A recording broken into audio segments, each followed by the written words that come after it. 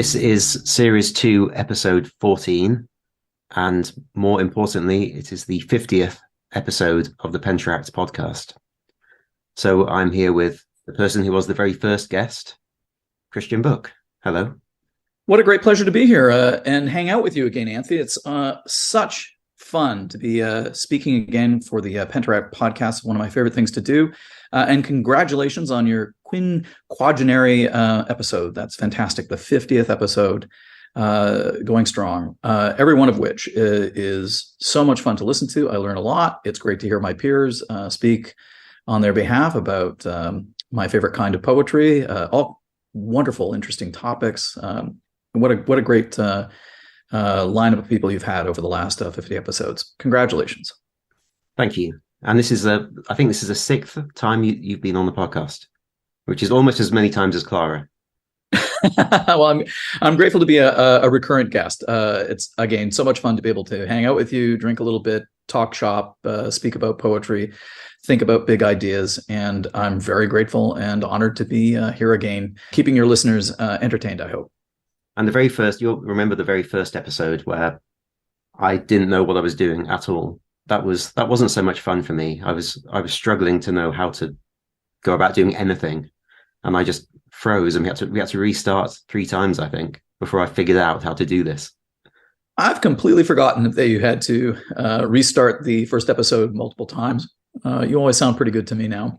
Yeah, I've got about 75 hours behind me now, so I think I more or less know what I'm doing. More or less. That was the first one. You were on the first episode. Then I can't remember the number, but the second time was the famous drunken episode. That was fun. Oh, that was fun. Yes, we did drink more than usual on that one. And there's been 3 panel episodes because we did the science one with Nick Montfort and Pedro Portevin. We did a book launch with Mary Francis, and then most recently, which has turned out to be one of our most popular episodes, we were with Andrew Hugel talking about pataphysics, and that was a really good episode. I enjoyed that. That was a fun episode, and Andrew, of course, is a very friendly guy. I'm actually surprised that it was so popular because pataphysics seems like such an esoteric, obscure, perhaps even hermetic component of avant-garde literary history. I'm surprised that people thought it was fun and were willing to tune in on it. I certainly enjoyed my experience hanging out with Pedro and Nick. And of course, the book launch was an immense amount of fun. That was my first time meeting Mary Francis in person, and I adore her work. These beautiful ekphrastic images detected in brickwork and rocks. I'm really impressed by her. So each one of those panel episodes was fantastic. I still think the most memorable one is your one about palindromes, in which you had Mark and Lori on. And that was a great episode, pretty thorough. I learned a lot from that one. An amazing historical study of palindromes and their influence on literature going back really thousands of years. An amazing thing. It's been a privilege to be affiliated with Penteract Podcast and to be one of the supporters of your enterprise. So today we're primarily thinking about your 50th episode and just having a conversation, I think, that's going to end up being pretty improvised and spontaneous. So I'm looking forward to having the conversation. Thanks. It's not entirely improvised. We've got a sort of structure. Over the last year, through the Penteract Press Twitter feed, we've been asking a number of questions in polls, some of which have been more successful than others, some of which have angered people. Sure. So ask people for their opinion and they'll get angry. So I thought it would be fun if we were to sit down and go through some of these polls and discuss the results. Yeah, I'll be delighted to consider what people had to say in response to your queries, your prompts. Okay, well, let's start. Okay. See how diplomatic we can be. So this one was, I don't think I've got the dates for all of them, but this one was definitely April 27th, 2022. Is free speech essential for artists? And the result was yes, 71%. Okay, I'm just wait before you answer that. I'm assuming that the answer was yes, 100%.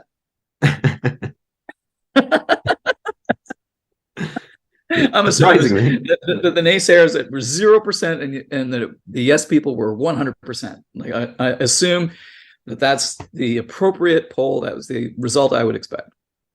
It was yes 71.7 and no 28.3. However, well, I'll say that I'd like to know who those 28.3 people are. I mean, who are those people? But some people in the comments said that they'd interpreted the question along the lines of, can you create good art if you don't have free speech? So they were thinking about people from regimes where they don't have free speech, but they're still able to make good art. That wasn't my intention for the question, but some people said that they interpreted it that way. Oh, well, that's actually a fair interpretation, I suppose. I mean, that seems like a relatively charitable way of understanding it, in which case then you might be able to say it's still possible to make art even when you don't have access to the entitlement of free speech. Perhaps that allows some maneuvering in your answers. But I suspect that the reason you asked that question was to suggest that, given the nature of artistic expression, that it's often pretty speculative, imaginative, and gets people into hot water pretty frequently, that you would like that right to be ensconced and honored, right, in order for art to be made without consequence. I mean, that's a pretty important feature of artistic expression. It presumes that you can speak your mind and that there's no consequence for doing so. Art is supposed to be an experiment where pretty much anything goes, right? It's a white room, a laboratory where ideas get tried out. You test things and see what happens when you experiment with the idea. Art provides a high degree of liberty and freedom, for thoughtfulness. Undoubtedly, the question was asked against the backdrop of people arguing perhaps that the expression of artists should be curtailed, that free speech is not a blanket carte blanche right that would permit people to try anything in their modes of artistic expression. That it would be possible to curtail it, confine it, abrogate it to some degree. Yeah, and I probably should have said, is free speech important for artists rather than essential? Because essential, I suppose, does leave that other interpretation open. But we've got other polls along similar lines. So we had this: should any topic be off limits for a poet? And the options were okay. Again, I'm gonna try and predict that answer and say, like surely 100% said no topic should be off limits. Well, we had three options. We had no, we had yes, but only if the poem supports criminal activity, and then yes for both criminal and non-criminal activities. Okay, I don't understand the nature of the criminal activity. What do you mean by that? Can you explain the nature of your structure of their poll a little bit? Well, if you write a poem which is supportive or perhaps even encourages illegal activity. Do you have a particular illegal activity in mind? I mean, it seems to me that poets often ask people to consider, illegal activity up to and including overthrowing the government or something. I mean, well, that's it. We didn't specify, but a poem about taking pleasure in murdering children. I don't know. Let me tell you, there's all kinds of kids' poetry. In which I don't know, children seem to suffer mortal ends. I mean, there's all kinds of witty, humorous poems that would take delight in such a sadistic little fantasy.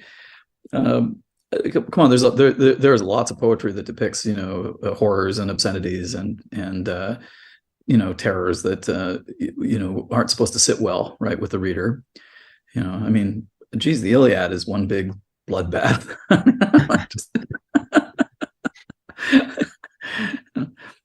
A car wash of blood, as Christopher Logue said. Are we to condemn a poem like that, despite the fact that it seems to celebrate a lot of slaughter? I mean, it seems to condone it and go hooray, right? I mean, surely that wouldn't be acceptable, right? To take what pleasure. About poetry? What about poetry as a sort of cathartic dark fantasy, or not just poetry, any art? I mean, I like horror movies. I've taught lots of creative writing workshops where people will, show up with their creepy poems, in which the poem is a pretext for some, strange, fantastic disposition, and there's a rule in the arts for that kind of behavior. It's just that it doesn't necessarily produce good work. right? It's not necessarily something that might result in a work that's beautiful or sublime or especially adventurous and innovative. But I don't know. It seems to me that that no topic is out of bounds in a poem. That poems are by their nature demotic and should be capable of addressing almost any topic. And perhaps, if I have any complaint about poetry, it's that its attitudes towards a variety of different topics as well is highly constrained.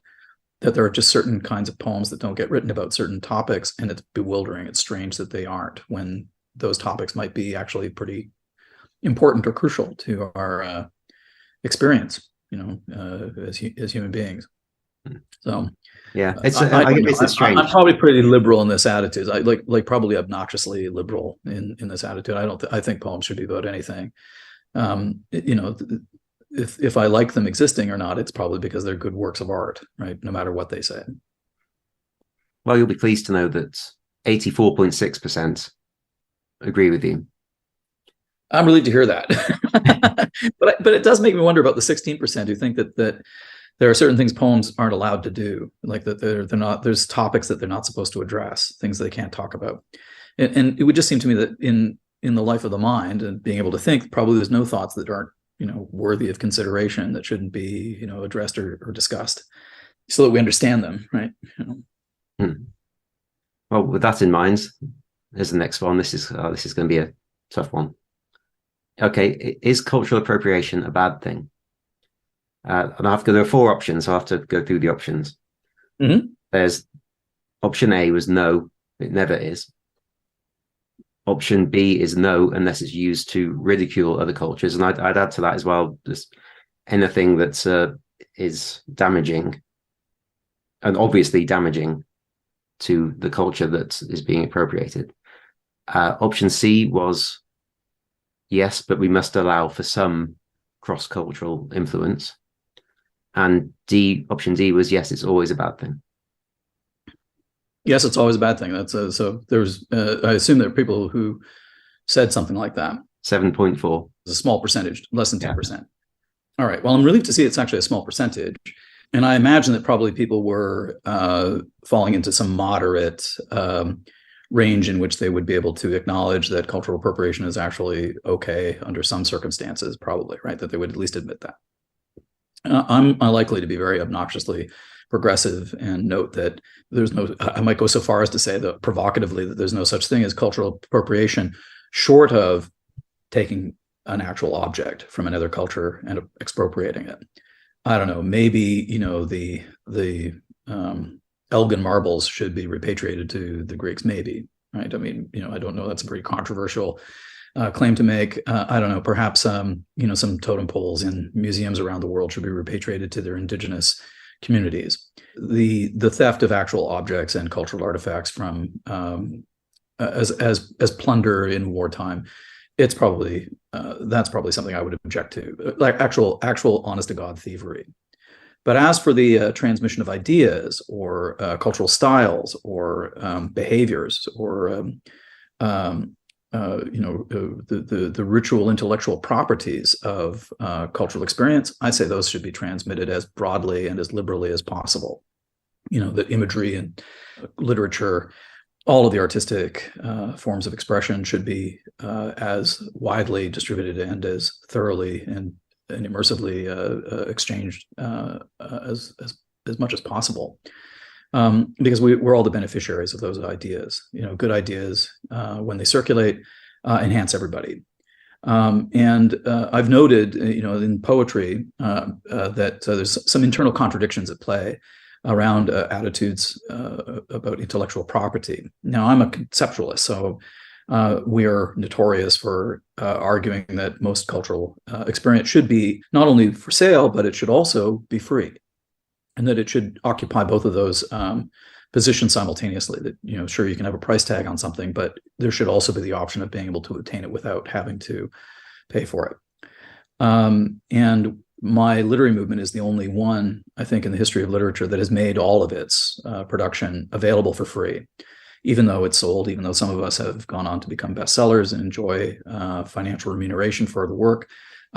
We're the only literary movement that has also made sure that every single book, every single cultural artifact is itself available for free and shareable and communicable. The naysayers of conceptualism, I think, would demand, for example, that canonical culture be made available to everybody for free. They insist that they should be participating in the venues for canonical culture, demand recognition to participate within it, but at the same time dismiss it as worthless. That the history of canonical culture is worthless, but we should have complete free access to it.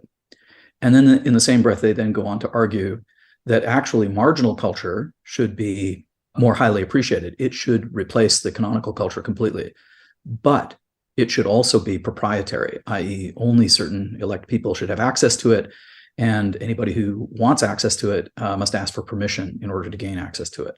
So these are two contradictory premises in my mind, that they the demand that you participate in an open culture, but it's worthless, so there's no point in participating, while arguing that marginal cultures should actually be made available, but proprietary, and then demanding that everybody seek permission to participate. Whereas the conceptualists would argue that no, it's all part of the grand commonweal of cultural expression, and everybody should have access with a certain degree of equal availability to the entirety of human cognition. Everybody benefits by exchanging ideas and discussing each other's work, and actually being influenced by each other's cultural forms of expression. That it should all be made available as broadly and as promiscuously as possible, I think.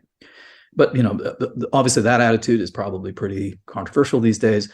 It's just that people would object to the idea that any property should be proprietary, but they nevertheless demand to be paid for their own. So everybody else's culture should be open, but yours should be proprietary. And I'm of the opinion that probably it is probably better to err on the side of freedom and liberty with respect to ideas. It's probably better to err on that side. Yeah, I agree. I'm sympathetic to option B in that list, though, that if somebody is using it to ridicule another culture, and not that they inadvertently offend the culture, but if they actively are trying to, I see that as a problem. You see that as a problem. See, now I'm going to suggest that in the history of literature, you can't make that a problem, because there are many cultural behaviors. There are many cultural preconceptions that probably deserve to be ridiculed. And at least they deserve to be discussed skeptically or critically engaged. And when people say no, you can't, because it's you're appropriating the culture to do so, I would say, look, you're also denying an external viewpoint, an objective viewpoint from people that stand outside that cultural experience, and might have the benefit of that external perspective. They might have something to contribute that is productive. I know some of your own epistemological fixations. It would seem to me odd that you couldn't imagine criticizing, some of the convictions of some cultures in the world. That certainly, let's take, for example, the radicalism of the most assertive atheists.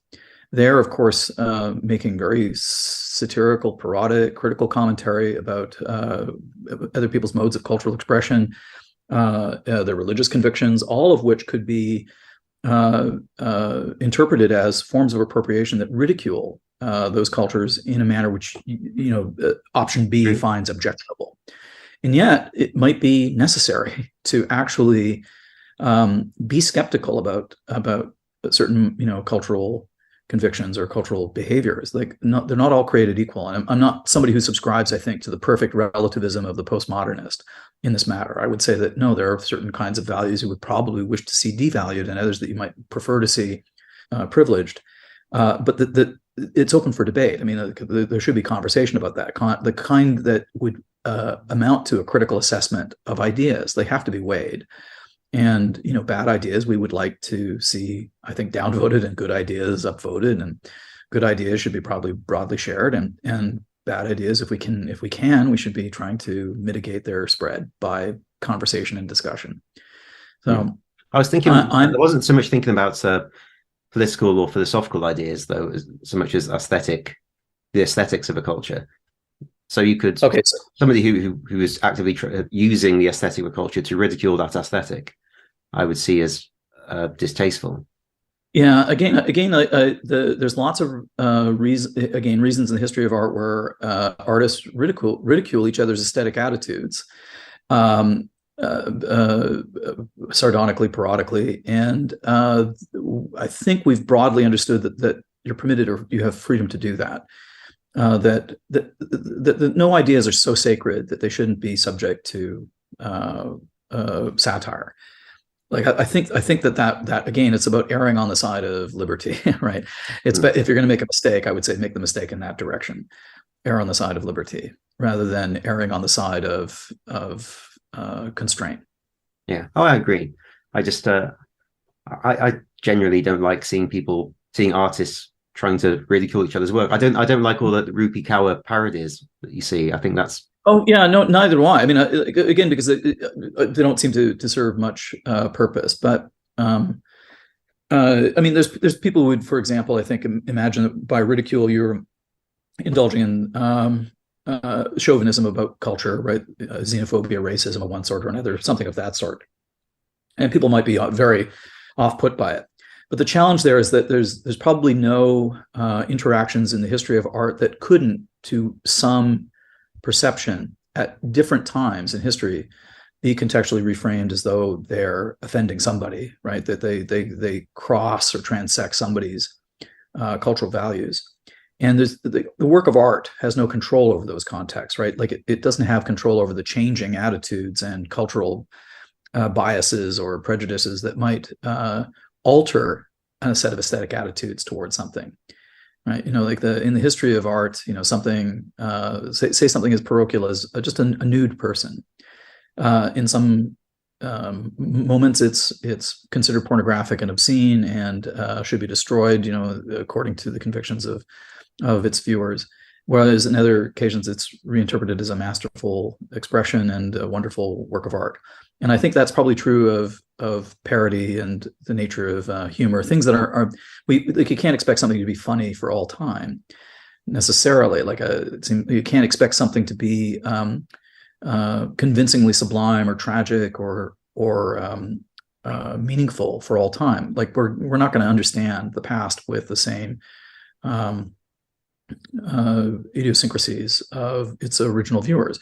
And I think that an artist should extend some charity, right, to differences of opinion about aesthetics, cultural conviction. It just seems to me that it would be wiser to again err on the side of liberty and understand that not everybody's going to think the way you do, and that it's better to allow the artwork to say whatever it needs to say in that moment. Right? We'll figure it out. Like in some sense, we'll figure out what our long-term attitudes are. Posterity tends to come to some consensus about these things.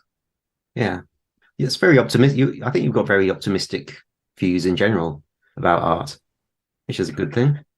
Well, I'm surprised that artists, would find some of these comments objectionable. I like that they would regard it as beyond the pale to say something like, short of actual outright thievery, cultural appropriation is probably a non-existent thing, and that you wouldn't want to subscribe to such values very, I think, insistently, because they look a lot like forms of cultural chauvinism, right? Like segregating of cultural intermixing, segregating of cultural transmission, all of which we have associated with very bad people, bad civilizations, right? Bad moments in history. And yet there are people who, I think, with the best of intentions, think that they're actually acting on the side of angels when they utter those kinds of claims, right? That everybody should just be in their own specific cultural arena and nobody else is allowed to enter without their permission. Nobody can take anything or think, lively about it without paying some obeisance to it. There's no notion that it should actually be just part of the common weal, that nothing should be strange to the artist in general, and that everybody should be, I think, ready to engage with whatever cultural experience they encounter, doing so with, the tools that they have at hand, right? I mean, with whatever they've come with, right? You come to the thing with what you got. Yeah. You mentioned the Elgin Marbles a minute ago. And I was with them just around this time 2 weeks ago. Our government's current stance is they don't want to give them back because this is quite funny, I think. We don't want to give them back because then everybody else will want their stuff back, which is yeah, I mean, that's a good precedent. To me, one of the reasons you might not want to repatriate artworks. Now, I'm saying this, from a kind of steel manning perspective here, trying to offer the counter argument.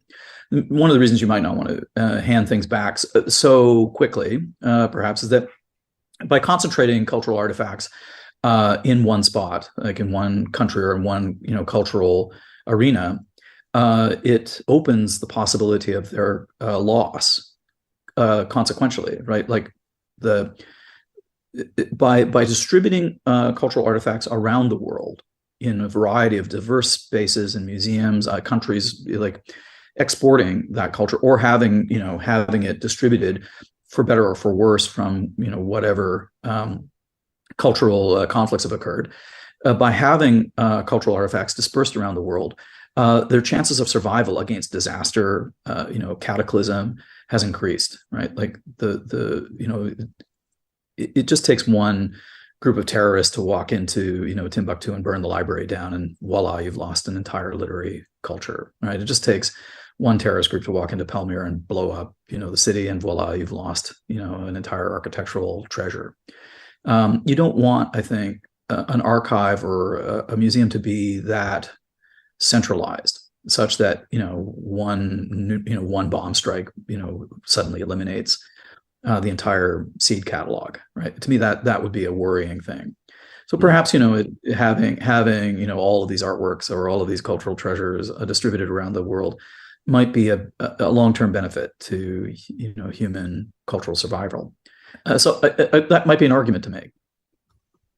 Okay, so let's move on to something slightly different. We've done several polls along these lines. I've just got two of them here. The most recent one was, should Penteract Press publish NFTs? The other one I've got here from August was, how do our followers feel about NFTs? And the results, as you know, I seem to recall that people were pretty adverse to NFTs. They don't want Penteract Press contaminating themselves with this newfangled technology.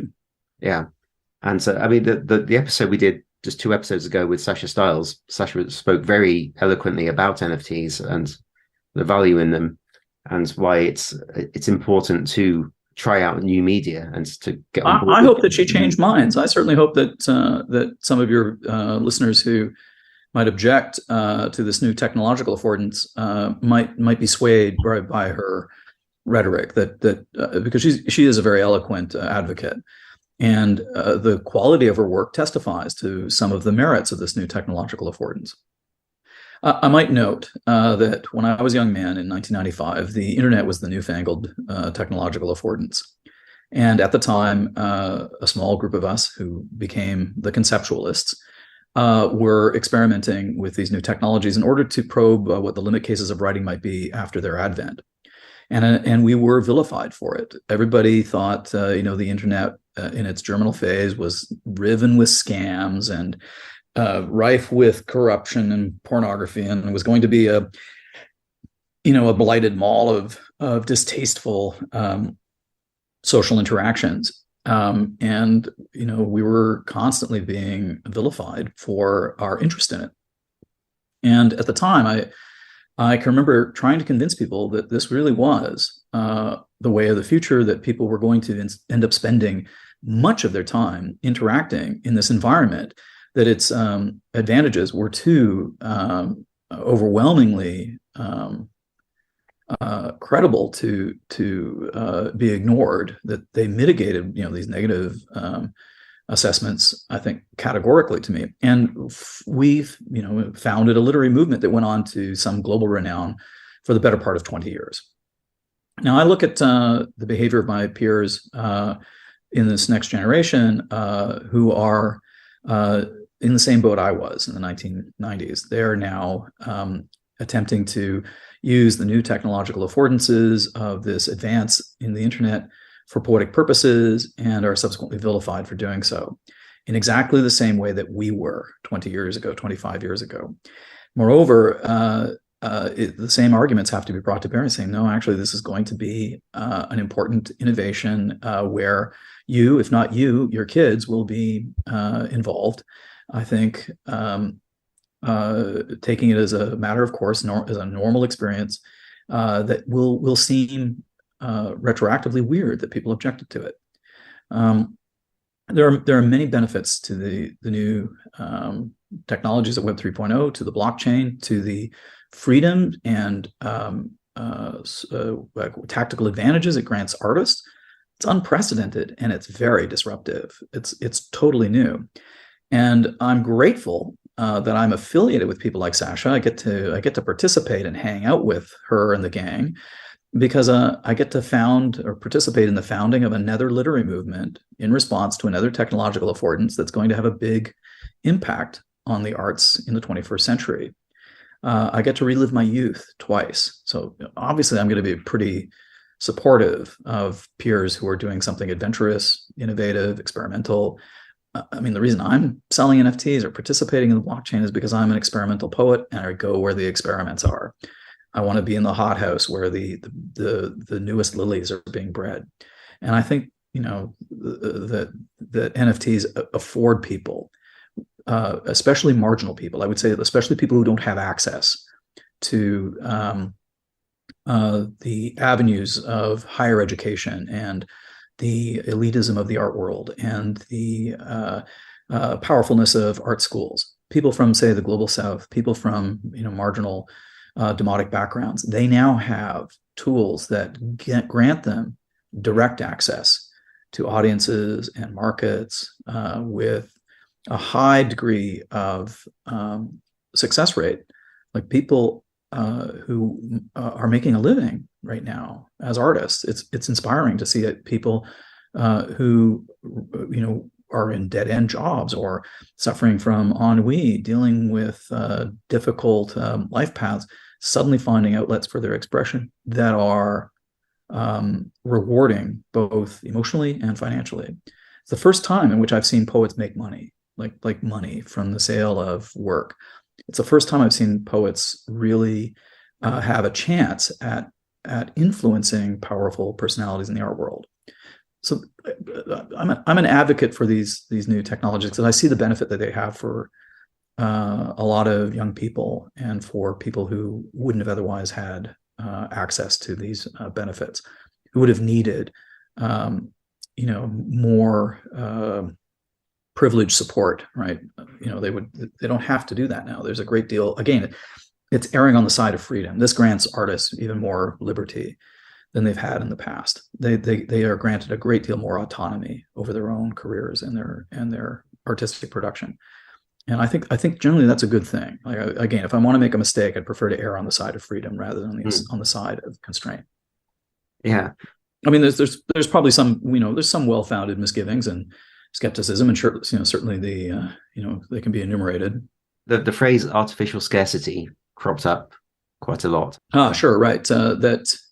Now, remember, I'm a member of the Conceptualists, and the argument is everything should be made available for free, and there should be possible to gain access to something, even if it's for sale. You should be able to have access to it for free. Now, what's great about a digital asset like digital artworks is that in the past, digital artists have been unable to actually sell their work into gallery environments or to the public, because, of course, it's just immensely copyable and free. So that, on the one hand, that's great insofar as it's possible with the use of the internet to distribute artworks widely, but they are completely fungible. The new technology of the blockchain allow you to make sure that at least one of those copies, one of those items, is identified as an original, as identified as something that has the hand of the artist attached to it and is capable of being owned and traded and testified to its provenance, like its testifiable provenance. That's a game changer for the benefit of artists who have never been able to actually participate in the marketplace. And yet it doesn't change the scarcity of the work at all, you can still get it for free. If you want, you can still, right click save and bring it to your desktop and have it on your desktop. It's just that you're not the privileged owner of it. It's great that I can have a print of the Mona Lisa on my wall because I love that painting and I think it's beautiful. But I can't say I own the Mona Lisa. I can say I own a likeness of it. I got a copy of it. I don't know. I'm friends with it, right? If I wanted the painting, though, I've got to steal it from the Louvre, right? And that's the difference. It's just that the new technology allows somebody to say, I'm the Louvre and I've got the Mona Lisa. And it doesn't prevent people from having, copies of it for free. And that's the ideal world, as a conceptualist, to say that's where you would want it to be. I would like my work to be best-selling, and I'd like to make a little money from it so that I can survive. But I also want my work to be freely available so that nobody actually has to go to much trouble to find it. And yet my peers, especially on the left, they think that's terrible. They just want a price tag on everything, and they want to be paid for their labor. And I'm like, yeah, so do I. But I also don't think I want it to be rendered exclusive, right? I think the abundance is a good thing. And if somebody's saying that it's an artificial form of scarcity, I go, no. The superabundance of the modern technological world hasn't been damaged at all. What has happened, though, is that people utterly excluded from the marketplace now have an opportunity to participate and make contributions that are self-sustaining. So I think, again, that's a good thing. Good thing. I want artists to be self-sustaining. I want artists to be able to thrive.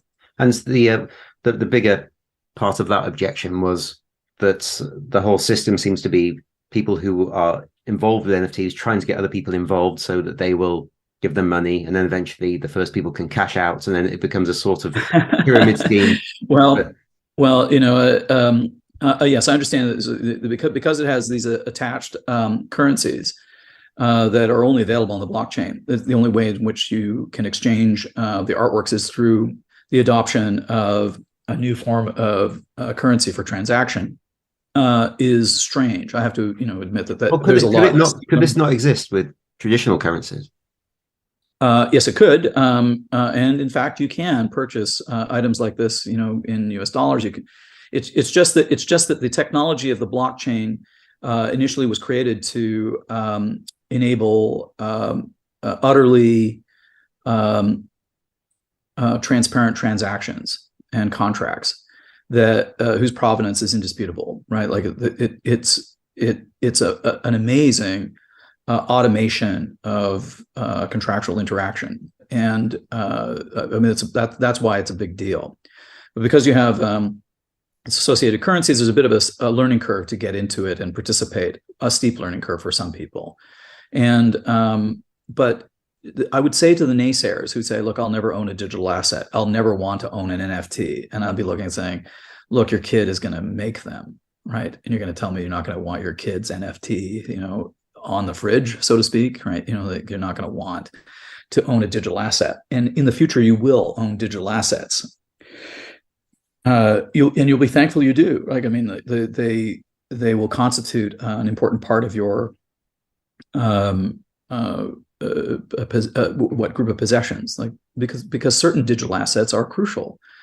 Here it's art. Right? Art is just the cutting edge of it, but it'll be everything from, I don't know, real estate to I don't know, essential records. Like it seems to me that it's something very germinal right now. It's much like the web in the early 90s. That's what it feels like right now, in this new milieu. As I said, there was a lot of objection. There was a lot of naysayers. There was a lot of people without a great deal of foresight. And it was artists who led the way, onto the internet and brought people with them into that new environment that everybody was skeptical about participating, and they thought it was a big scam. My own gang has forgotten that. Like, I mean, my own peers, right? I've had arguments with my own poets from the literary movement I helped to found, who are skeptical. And I'd be going, no, come on, we're the experimentalists, right? Why wouldn't you at least be more charitable in your impressions here? Because they really are analogous to the prior, role that we played. I don't want to be left out. I really want to make sure that I'm, at the very least, assisting my peers. Like I'd like to be able to help out Sasha and Anna Maria Caballero and Kayla Niwamoto and the gang from the Versaverse, because I admire what they're doing. They are actually helping poets and artists become thriving participants in a community that would otherwise be denied to them.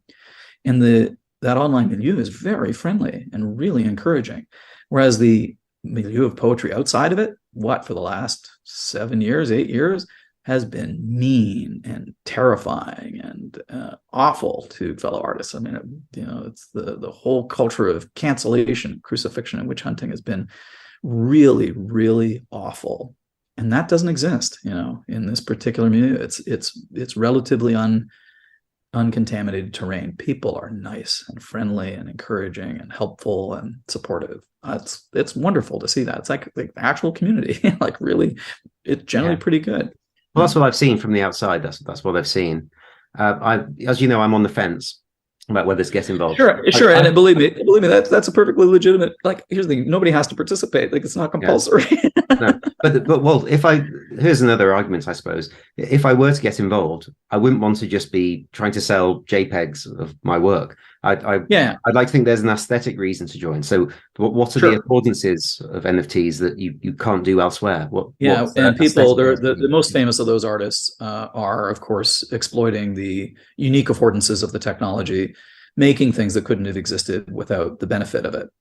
Now, you and I are in accord with this. I mean, if I have any disgruntlement about the world of poetry, say in the creative writing courses that are taught at universities, too many of them teach creative writing as though the internet doesn't exist, as though it never was invented.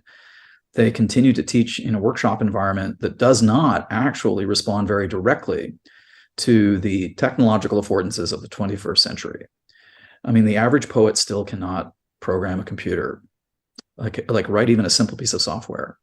That's dismaying to me. Like they don't think about the the scientific innovations that are currently on the horizon of our cultural experience that will be irrevocable without the intervention of artists, right? To critique it, to learn it, to participate, guide it, direct it. Like we need more people who are more informed about our current cultural context in order to be able to participate in it intelligently.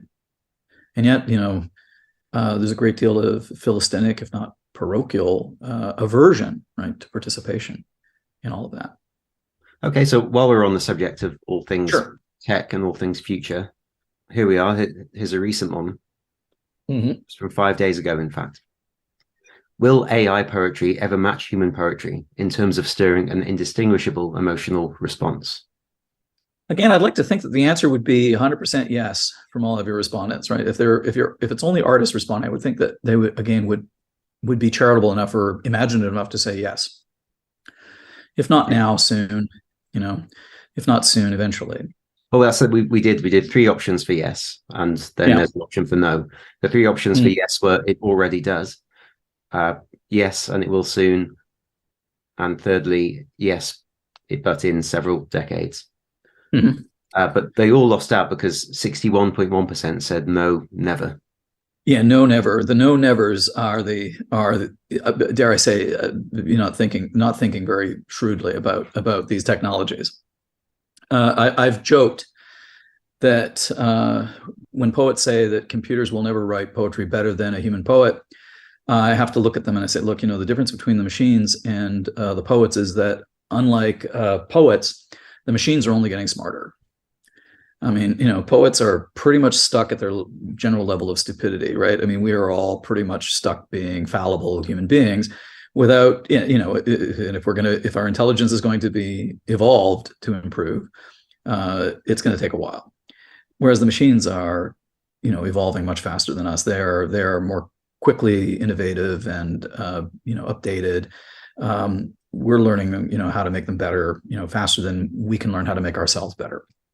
So I think it's probably short-sighted to imagine that a machine will never actually transcend a normal poet. I would say that it's almost certainly going to happen if it's not already happened. Like that. Well, which of those options? Which of those? Oh, I would say already there are machines that have written poems that would have an emotional impact upon a human reader.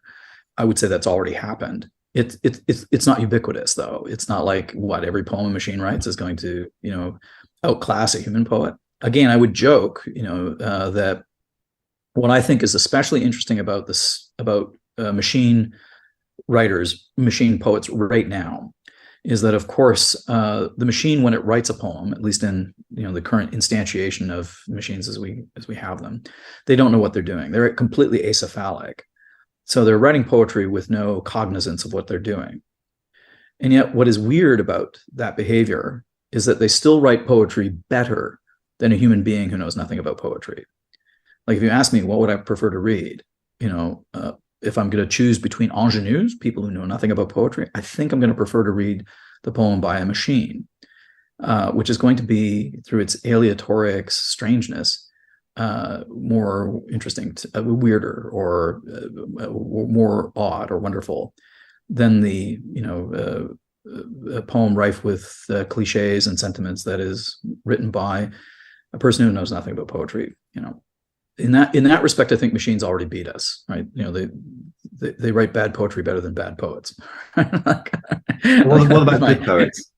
Well, now again, the question is, the good poets will occasionally say, no, they'll never write a poem as good as me. And I'm like going, but the machine's only getting smarter, whereas you are kind of stuck, right? Like, you're not getting smarter. But what about the role of consciousness? Because no one really knows what consciousness is and where it comes from. Roger Penrose is insistent that consciousness is not computational, and I do kind of agree with him there. So this idea some people have of, it's a very interesting. I have to say, I was not smarter and smarter. I read Roger Penrose's book as a young man, in which he made the claim, and at the time I balked. I said, "No, you're wrong. You're wrong, Roger." But after much thoughtfulness, of decades of watching technological change, I am more swayed by his claim, certainly. And I'm like you. I think I'm swayed by this claim that consciousness might be difficult to emulate outside of a biological framework. It might be something that's not simulatable in another medium. Now, it's not that I think that there's any good reason to believe that. It's just that whatever consciousness might be, whatever it is, I would have argued that it's, I don't know, some crucial threshold of internal complexity in some sort of network of information exchange, right? That's what consciousness is, an epiphenomenon that arises emergently from network complexity. But that's very speculative.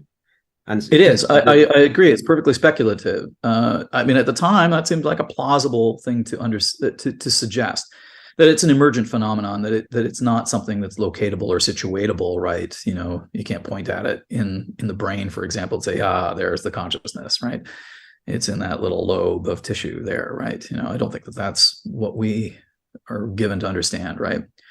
But the idea that if it's the side effect of network complexity, it could suggest, right, that the telephone system, right, the Bell telephone network is conscious if it had reached some, threshold of complexity. It could be that right now the internet has already reached perhaps some threshold of complexity that would give it, a kind of ambient intelligence, that we're too small to detect, that we don't know it. We can't see it, right? Except perhaps in the mischief or glitches that plague our experience on the internet. Maybe that's something symptomatic of an emergent consciousness that's above us. I mean, I don't know. Hey, each one of us could be some sort of cellule in a network of information complexity, right? We're just a little neuron in a larger mind, right? And I would have said that's probably what it is, right? It's something like that, and it might not be detectable for us, at larger scales, larger in organizational complexity than the human mind.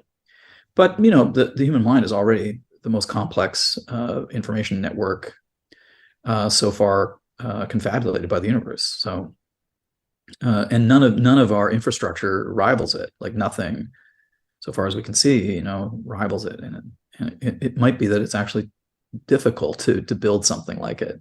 I don't know. We might be too stupid to do it too. That's the other thing. We just might not be qualified to make a mind. I think it's a mistake to assume that the complexity of the network is related to consciousness. It's true. It might be a mistake. That have consciousness that aren't that intelligent. I'm willing to attribute sapience to a handful of creatures on the planet. I think gray parrots and whales and dolphins probably, have existential crises and, wonder about their lives and think, deeply about what it means to be, in an inexplicable universe. I suspect that they probably have, an inner life, like a contemplative inner life. Certainly, primates, higher primates probably do, but the evidence for it is strange, right? Like it seems hard to imagine that a corvid might have a degree of intelligence that rivals a toddler, right? And that it has the same degree of intellectual complexity. But it might, its behavior seems to suggest that it's smarter than we've thought. Its relationship to the world is radically different. Like a creature that can fly doesn't have opposable thumbs, and yet is still capable of problem solving and thinking with the same degree of facility that we might have. That's an alien intelligence, and I think that that's going to be the nature of machinic intelligence. It might just be alien, like in a way that Roger Penrose wouldn't admit. He's I think trying to suggest that human consciousness is not going to be emulatable in a machine, and it might be true. Like it might be that you're not going to get the same thing from it, right? Like that whatever intelligence a machine has is a radically different kind. Yeah, it's something just alien. Now we're producing aliens in our own midst. Rather than meeting them from another world, somehow they're being built around us, and they constitute their own ecosystem, their own ecological milieu with its own Darwinian modes of selection. Like it would be hard for me to say a machine is not intelligent, like that its behavioral characteristics aren't. But intelligence and consciousness aren't the same thing.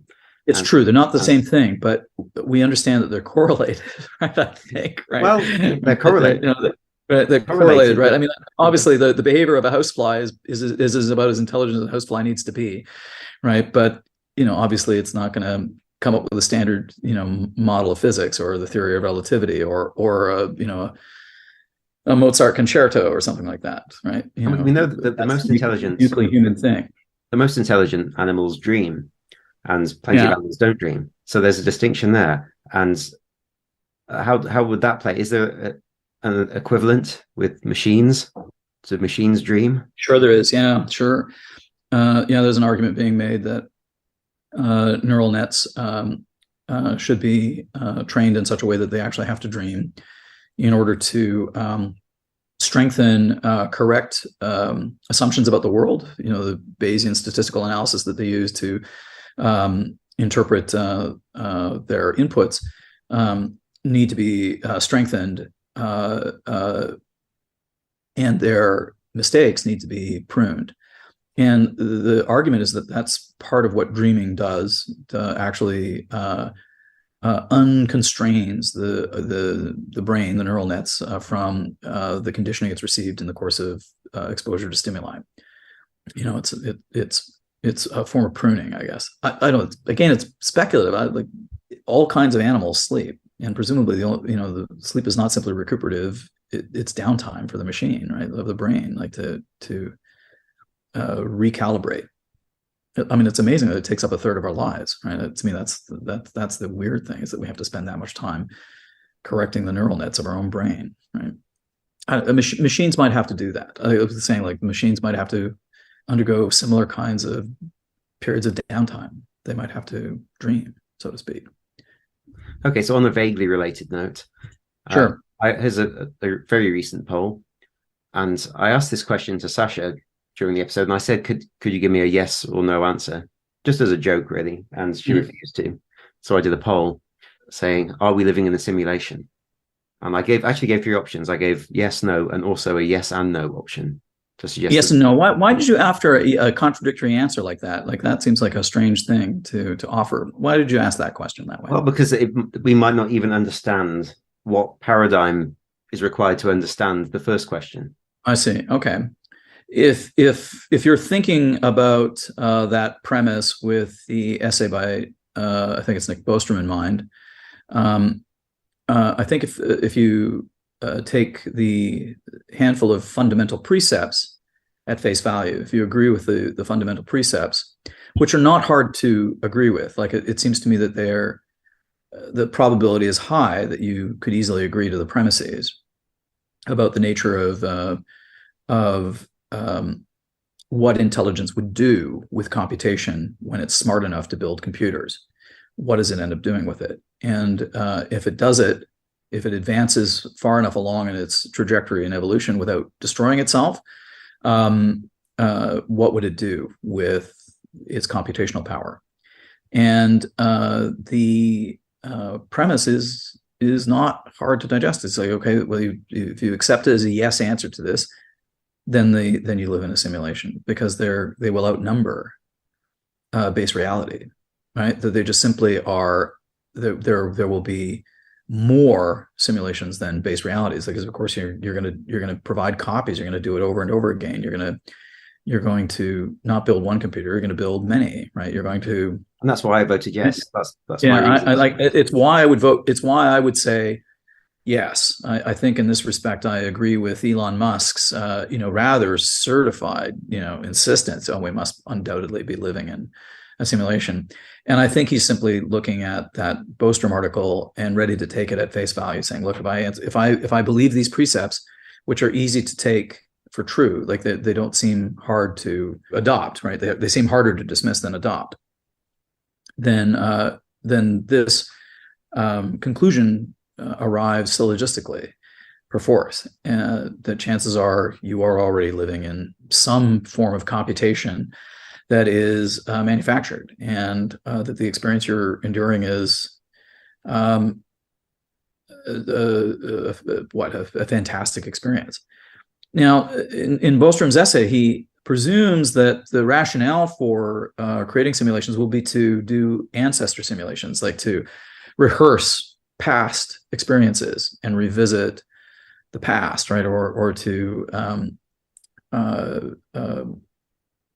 in the way that we might build simulations of the Big Bang, right? And try to map out how galaxies evolve and find out, whether or not our models of the universe are consistent with the laws of physics. And, you run these simulations to see, hey, how will galaxies form, and will we be able to reproduce the large scale structures of the universe if we tweak the parameters of our cosmology? And you could imagine doing that at finer and finer degrees of detail, right? At higher and higher resolutions, right? In order to find out what kinds of civilizations would arise, what kinds of organisms would evolve on what kinds of planetary bodies. You could imagine, I suppose, some large scale simulation of universal ancestral query, right? But I would think that's not the primary reason why you use a simulation, because of course, even though such simulations actually exist, we have lots of computers running, galactic simulations. Most of the computing power is designed to produce fantasy worlds, right? I'm a Viking in Skyrim, going out to kill a dragon, right? Like it's those forms of entertainment, right? And dare I say, simulation for the purposes of immersive education, right? Maybe that's what's going on here, right? Maybe, in order for me to graduate to God level, right, in experience, right, you have to undergo a lifetime of experience over and over again from every possible viewpoint, every individual perspective, in order for you finally to graduate and go, hey, I'm a divine entity now. I don't know, like, well, why would you go to the trouble to create a universe? It would seem to me that, from my perspective, it's my little individual perspective, it seems to be like a machine for finding out what happens next, because I don't know what's going to happen next, and I'm here to find out, right? Like that's what it seems to be happening, right? I'm stuck in this terrible concentration camp with the likes of you, right? Everybody else, right? We don't know why we're here, right? Like it's like waking up in the Squid Game, right? It's why are we here? And it seems to be designed to kill things that think, and punish things, make us suffer, right? It's terrible. And it's big, and it's empty, and it's strange. Why would we go to all this trouble? That's a mystery. One of the things I like in favor of simulation theory is, how in a computer game, you're playing a computer game, let's say it's something like Skyrim. So there's a whole world. The only thing that is rendered is what you're looking at. Mm-hmm. And if you turn your character, then what you're not looking at anymore disappears, goes into potential again. It's just in a buffer. It's just there as a series of numbers of like parameters that have to be, there for reconstruction. Yeah. Yeah. I mean, to me, that's wave function collapse. That's what's going on. There's when people say, wow, the computing power required to simulate an entire cosmos would be immense, right? And I'm going, no. You just need one perspective, and quite frankly, that perspective is pretty low bandwidth, right? I mean, just render what people are looking at. Like what I'm looking at, right? But I'm not looking at everything with microscopic precision, right? Like until I go to CERN, right? Until I don't know, fire up the electron microscope, right? Then the simulation has to get inventive and show me what I'm looking at when I produce this new tool that makes it possible for me to start examining, the fundamental pixelation of reality, whatever, right? Now, here's the thing. I don't know what evidence you would need to physically demonstrate that you're actually inside a computational simulation. There's probably some cue that would permit you to identify it. I haven't seen any proposals of what such things might be, short of things like discovering a granularity in the Planck dimension or something, or finding some sort of preferred direction in the orientation of the cosmos or something. Like those might signal some fundamental prescribed parameter that is not emergent, that is somehow imposed upon reality, would testify to a divine maker, right? Like some sort of intelligent design. Now, I'm not ready to admit that there's much intelligent design to what we see around us, although it's pretty lavish and intricate and complex and kind of wonderful and amazing. I'm an atheist, so I'd be like, to me, the model, the notion of a simulation presumes some sort of creative agency behind the whole endeavor. And I'm not so sure there's much evidence that there's creative agency, at least not yet. Like, much of what we see around us can be explained by laws of physics that are emergent properties of the math, right? But it wouldn't justify any of the known religions. Probably not. But the religious conviction seems to me to be so pervasive and important and unavoidable. Atheism is not a solution to our epistemological quandaries. People seem to adopt in the absence of religious conviction, they adopt no less zealous convictions that are destructive, right? I mean, just take a look at our current, political climate, both on the right and the left. I mean, it's populated by people who have traded their religious convictions for a secular commitment to political ideology. Everybody's trying to find meaning in what looks like a meaningless concentration camp, right? And we're all trying to figure out why we're here and what we're doing. And it's not a thing, though. If it's a simulation, it could have no meaning. Again, like, why do it? Like, here's the thing. Like, just for a laugh. Just for a laugh, right? Like, it's just one cosmic joke, right? It's just a bunch of entertainment. The nature of entertainment, though, is for the benefit of whom? I mean, here's the thing. Like, I don't know about you. You're all in character. You've been great. I'd like, I'm sticking around for the credits. Like that. Like in my case, like I feel like if I'm not immortal, I don't know why I'm here, because if I die, then the whole show's over, right? It's like last one out of the universe. Please turn off the lights. Surely each of our viewpoints must have some. If it is merely a computation, some sort of problem-solving, solution set in a grandiose computation, surely the viewpoint that we occupy has a purpose, like some purpose behind it, like some rationale, at least. I don't know. It would seem weird, right, to go to all this trouble to produce all of this immensity and space, and I mean, the universe is expanding so quickly now that, every second, 50,000 stars or so are disappearing beyond the horizon of accessibility, right? Like, that's a lot of information just being blown out the window, right? Like, inaccessibly, right? Like, why go to all this trouble? Why this lavish, exorbitant waste? Why is it at the infinite disposal of our curiosity, right? What's going on in here? Like, I think if you manufacture intelligence, it would be cruel to place in a context that is thoroughly understandable and exhaustible. That, one of the things you probably would want to do is place intelligence in an environment that is vast and inexplicable and at the infinite disposal of curiosity, like thoroughly rewarding, no matter how you explore it.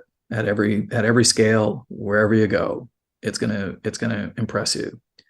You're gonna learn something new. You're gonna find out more about it. Right? It would be pretty much a torment, I think, to be placed in a white room that you could understand in no time flat if you're smart. So maybe that's something like maybe it's just it's a benign prison for things that think. I mean, my joke is that it's a machine for finding out what happens next, because God doesn't know, and he'd like to find out, right? Yeah. There's no other way to find out, right? Or the Big Bang happens so that you could get a pizza delivered in 30 minutes, or it's free, right? I mean, that's the basic, minimum standard required, right, to get a pizza delivered in 30 minutes, right? You need, I don't know, you need quark gluon plasma, you need hydrogen, you need, the Roman Empire, like, you need a bunch of stuff to occur first, right? Until finally, you get the pizza delivered and it's free. Everything else is just a happy side effect of it, right? The fact that Paris Hilton carries a pink poodle around in her purse is, I don't know, just a happy side effect of the Big Bang, right? Happy side effect. Yeah, like I'm saying, that most of the rest is just extraneous, right? All the rest is just an extraneous happenstance, But the primary purpose of the universe is to ensure that, if God wants a pizza in 30 minutes, he gets it delivered, or it's free. I don't know. It's like all these drug-addled speculations about why the universe exists. But I am surprised that lots of people were unwilling to go yes on the simulation theory. That they just simply that seems to be a very plausible speculation. It's a lobster trap for the mind. Once you're shown that idea, it's very hard to ignore it. Should we have another question about poetry or art? Oh, absolutely. Yeah, let's return to poetry rather than all this kind of dope-induced speculation here. Okay, this was fun. All art is political. Yes, no. Inconsequential was the third option I gave there. I don't know why I put that, really. And I assume that the result was art is political. Yes, that was the 41.3. 41%, and that was the majoritarian outcome. Yeah, and no got 26.1. Well, I'm going to be again contrarian and say that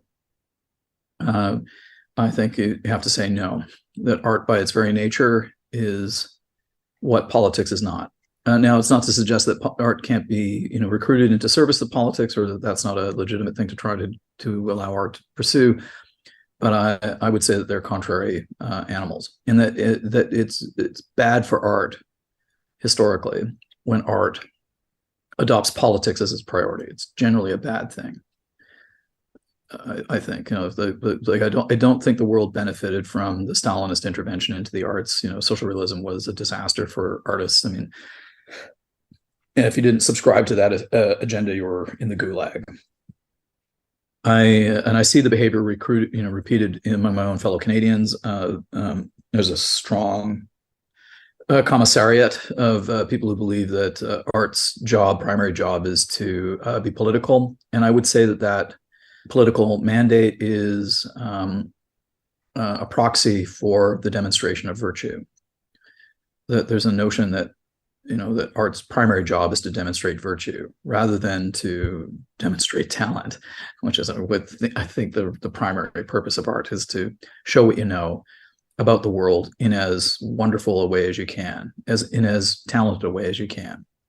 That in some respects there's no virtue without talent. You don't know how to do the right thing unless you have the skill to do it. So the skill always comes first. Yeah. Well, my arguments for this, and I mentioned this in the previous episode, is art literally does come before politics. You learn to be an artist first. When you're a 2-year-old, 3-year-old playing with crayons, just messing around, you are learning how to be an artist. There's clearly no political inflection to what you're doing there. Are you sure? I'm inclined to agree with this claim, but again, I'm going to try and steel man the opposition's argument a little bit by asking, but aren't you also confronted with other kids, and you have to learn how to navigate or negotiate with them. You have to learn to share, I don't know, or beat them up. I don't know, use violence to force your viewpoint upon them. Isn't that what children also do, right? They quickly learn, Oh, they're learning. You're learning politics at the same time, but you're learning it separately from the art. Well, maybe so. But I mean, it's true that I'm not so sure. A 3-year-old kid is scribbling, propaganda when they pick up the orange crayon. Yeah, the politics and the art are not entwined. They're not. They're not entwined. But you initially suggested though that art comes first, and I don't know if that's necessarily true developmentally, but I'd like to think it is. I like that story better than politics precedes art. I will note that one of the most famous claims made about the relationship between art and politics is the last paragraphs in The Work of Art in the Age of Mechanical Reproduction by Walter Benjamin, a great essay, really wonderful essay. And in the last paragraph, he has this rather strange claim, really interesting assessment that the attempt to aestheticize politics, to turn politics into a work of art, that's what fascism does. It is where the failed artist goes, right? If they can't succeed at art, they go to politics and they try to make politics a work of art. That's what fascists do. Now, I have to say that I can see, a strong, incentive among my peers to who are failed artists, right, to transform their virtue into to express their virtues in the political arena and argue that that's the model of aesthetic expression. So on the one hand, you could say fascism is by its definition an attempt to render politics a work of art, to transform politics into something aesthetic. And then he says, but in contrast to that, communism, its job is to transform art into politics. And judging from his, of course, political attitudes, he thinks that's better, right? That the communist model is what art is about, right? That the job of art is to find itself in service to politics, right? Whereas, the fascist says, no, politics should be in service to art. And let's put it this way, they're equally destructive attitudes, probably, like in the history of atrocities, right? The neither of these are great for the artist. Like, it seems to me they're just not. That's why I would argue on behalf of the autonomy of art. Art pour l'art, l'art pour l'art, the art for itself, art for art's sake, I think is not an easily dismissed convention. Certainly among my own peers, again, there's lots of peers who might find my own attitudes on this matter objectionable. They would say, of course, even your attempt to imagine that art is autonomous is itself politically inflected, right? That you can't escape. Well, that's the trap, isn't it? Yeah, I've heard that plenty of times. But you've heard that plenty of times. But it admits that politics subsumes everything. And again, I think that's a very uncharitable understanding of politics. Politics' job is to actually manage our social relationships with each other in order to provide solutions to problems that can't be solved by any other means. And if you imagine, as my peers might, that the personal, for example, is political, right? It abrogates some of the boundaries you would prefer to see imposed upon politics. For me, there are places where politics should not belong. Politics should not enter into the bedroom, into my friendships. It shouldn't enter into my grief over the death of my child, right? There's no political solution for that, right? And you don't want to ask for a political solution for that. Like you don't want to live in a world where there's a political solution for those kinds of experiences that are uniquely individual, unique to human suffering, that are kind of impossible to correct, right? They're just really, really. The politics has no place for them. You want boundaries around the political. And I think art, by virtue of its playfulness, its experimentalism, its speculativeness, its imaginativeness, should be one of those places that is in it it's in a game preserve, right? Free from political intervention and influence. That it shouldn't be judged by its productivity. We don't judge an animal in the game preserve for its contribution it's making to, socio-political life. Yeah. Right. And we're back to the kid with the crayons. Then it's the same thing. You're in your That's own right. world. I mean, that kid with the crayon. I hope the first thing he draws is not, an activist slogan, right? Like it wouldn't be. It never would be. It never would be. But you hope it's not the first thing, right? Like, whereas I don't know, in an Orwellian world, right, it better be, a portrait of Big Brother, right, that gets drawn first, right? I have to admit, I feel very uncomfortable among my activist peers who think that poetry is primarily in service to political agendas. In part because they're autocratic behaviors that seem to arise out of those convictions. And again, I'm the kind of person who, as an artist, will say you should actually err on the side. If you're going to make a mistake, err on the side of freedom, rather than the autocratic demand that art subscribe to a set of ideological convictions, and that its primary purpose is to promote them, like to be in service to them, rather than, I don't know, to tell the truth. And undoubtedly a uniquely idiosyncratic perspective, right? Show what contribution you can make creatively, just by virtue of being creative, right? Like, I don't think that the animal instinct to create things is subservient to much else other than a kind of vital spirit, right? It's so aligned with the will to live and a kind of will to reproduce. I don't know, a will to outlast our mortality. I mean, that's what I think art is about. It's something that defies mortality, right? You're trying to produce something glorious enough to transcend your own puniness in the world. Most of the poetry I write, I think, its primary job is just to be beautiful, or to be amazing, uncanny, right? Strange or spooky, right? Like it's not about fun, just it's fun. not, or fun, yeah. Hell, playful, fun. Like Christ, I mean, my peers in the avant-garde suffer from a fatal dose of seriousness most of the time. Well, you say this, so here's the next question. They're just not fun. They're just not fun. and here's the next question. You've led into this beautifully. Does the poetry world take itself too seriously? Yes or no? I would say at least since 2015, it has. It takes itself seriously to the point where it destroys lives. Well, 83.8% agree with you. 83.8%. Right. So there we are. I know, but let me suggest to you, I know a lot of poets, and 83% of them take poetry too seriously. I know a lot of poets. I would have said, the people who voted, yes, they do. I'd say, well, please change your behavior. Like surely, you could be fun or more whimsical, more playful, less like a foot soldier, in some armed campaign to wipe out, the opposition, politically, aesthetically. I mean, there's a lot of poets who seems that their primary purpose is to demonstrate their virtue, not their talent. And I look at the nature of literary history or artistic history and see that there's no artist that we admire for their virtue exclusive of their talent. There's none. There's not a single soul. Like I would be curious to know if somebody might contradict me here by offering counterexamples of artists that we admire primarily, if not exclusively, for their virtue. I would suggest that virtue almost never enters into our assessment of their merits, that we admire people because they were talented, that they offered a unique perspective upon the world that was informative, eye-opening, inspiring, life-changing.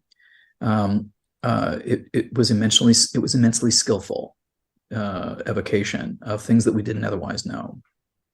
I would make that argument, because most artists are fallible and flawed and, I don't know, and perhaps even unlikable and distressingly obnoxious. Like there's a lot of people who are just not great people, but the redemptive power of art allows them to do something that makes an important contribution that is indisputable. Like we admire the paintings of Caravaggio, even though he was a sociopathic killer. And it's hard to dismiss the merits of those paintings and the contribution that they've made to our insight into the human condition simply by saying, well, he was an evil person. Yeah. Well, this leads right into another question. So we can carry on. Great. Okay, great. Well, I'm sure I'm going to get myself into hot water with your listeners. I apologize, and I will apologize profusely if you get blowback from these kinds of candid answers. I'm sorry. Well, this is a pretty common question. Sure. I can separate art from artist. Agree, disagree, not sure. 26.3% were not sure. So was that the majoritarian answer? Was that what people? No. The majority was agree. Most people said they could. Well, again, I wish more people were explicit about that, because, again, among the current climate of artists, there's a great insistence that the art and the artist should be perfectly aligned, and that if they aren't, that we should punish the artist. If there's no notion that, hey, we could admire the work of art and admit its value without having to 100% or endorse 100%, I don't know, the merits of the person who made it. Yeah. Well, can I give a counter argument for this? Because of course, I'd be curious to see what you have to say about this. I did vote yes. I know that we're often in accord here, but I'm always curious about those points where we might conceivably disagree on something. Well, you see, I did vote yes, saying that you should be able to. Yeah. But it is kind of context dependent, character by character, artist by artist, because as you say about Caravaggio, of course, it doesn't really affect his paintings to know that he killed people. But what about someone like Bill Cosby? The whole nature of his art it centers around his persona as this great family man, America's dad. And so then him having done what he did does affect the artwork. You could say that it is hard to separate artist from art if, like Bill Cosby, you make yourself and you make your own personality an intrinsic part of the artwork. So he's done that to himself. It's true, because the jokes aren't funny anymore. Yeah, exactly. The jokes just aren't funny anymore. But they might be. Here's the thing: is that to you and I, who grew up with Bill Cosby and are appalled by him, we're disappointed enough not to want to really endorse the work or sell its merits, right? Like, no matter how much we might have admired the comedy, but we're close. I mean, I don't know what posterity will have to say about it, right? Like, that's the thing that would be a curiousness to me. How will people respond 200 years from now when they go and watch one of those sitcoms or stand-up routines by this man? My suspicion is that they will not care as much as you or I might. They may not care about it as much as you or I might. Maybe. Right? Well, I would say I'm making a speculative judgment here. I'm just saying that however they might feel about it, it won't accord with how we feel about it. Let's put it that way. Like, it's going to be different however they feel about it, right? The future, viewers or audiences will have their own context by which they judge the work of the past. So I don't know, like, what his, how his encyclopedia entry reads, 100 years from now, 200 years from now. We have forgiven a lot of very bad behavior in the history of the art for the sake of the art, right? We have condoned, or if not condoned, at least bracketed, right, some bad behavior by people, right? Yeah. While I don't think it's obvious that there's a redemption arc for something like Bill Cosby in the history of art and the history of comedy, I'm not gonna discount the possibility that might actually happen. Because there's enough precedent, right? I mean, we bracket like the behavior of Ezra Pound. I mean, I can't teach an introduction to contemporary poetry and really get away with deking around Ezra Pound, for example, right? I kind of have to stop and point to this wax figure in the museum, right? Even though I probably prefer not to, like, honestly, like, I suppose if it was possible for me to really ignore it, I probably wouldn't pay much attention to it. But the necessity among my peers to imagine that every artist should somehow be absolutely perfect and conform precisely to their own ideological convictions Otherwise, they should be ash canned, right? They should just be thrown onto the heap of history. It strikes me as absolutely uncharitable, and it thoroughly misses the point of history. Like they forget that people are going to look upon you in the future with a high degree of beneficence. I think not. Future generations are going to look upon you and me and the like with a great deal of skepticism and irritation and pity and bathos. Like, it's just, we may not be very favored, right, in the future, right? We're not going to get, like, none of us are none of us are getting it right. Let's put it that way, perfectly. People are going to find fault with us, right? No matter how good you are, right? It is possible for somebody to find fault. Oh, and they do often. And they do.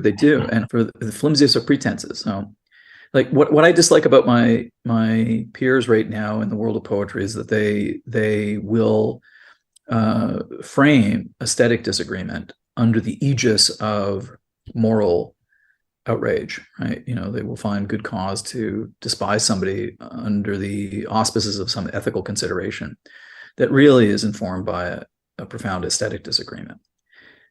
Disliking somebody for their artistic attitudes is Philistine. I mean, it's the very definition of Philistinism. It's parochial, and you don't want to be appreciated for it, right?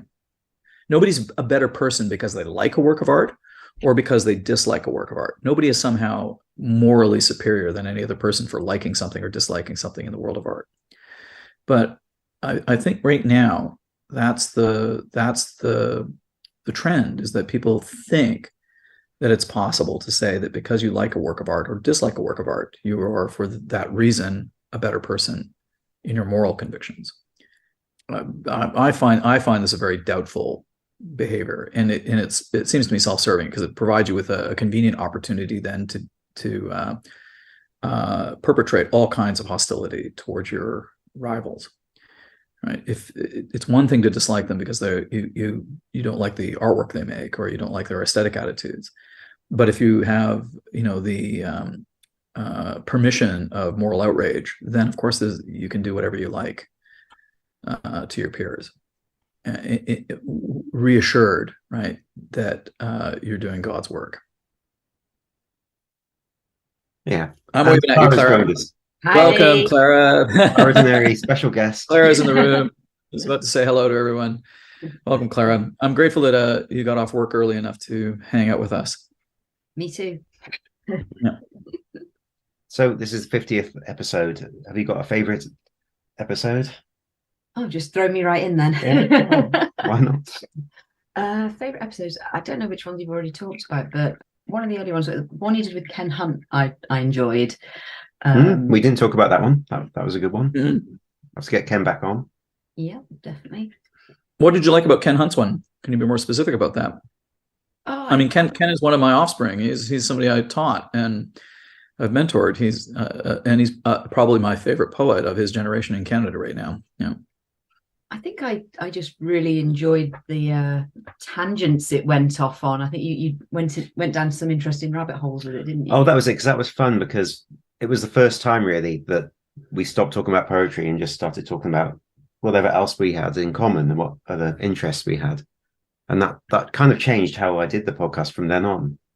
Really? And and your listeners were still engaged, even though if they had come to I'm here for the poetry, they stayed for the conversations about robots and aliens from outer space, that kind of stuff. I hope so. Yeah. I mean, I can't remember exactly what I talked to Ken about, but there was a lot of UFO stuff, I'm sure. Yeah. Well, yeah, he's working on a big project that pertains to the UFOs, a wonderful project, one that I wish I was working on myself. He was always very good at snagging my best ideas. We'd have a conversation. I'd say, I'd like to write this book. And he goes, okay. And then we'd come back later with the book already written.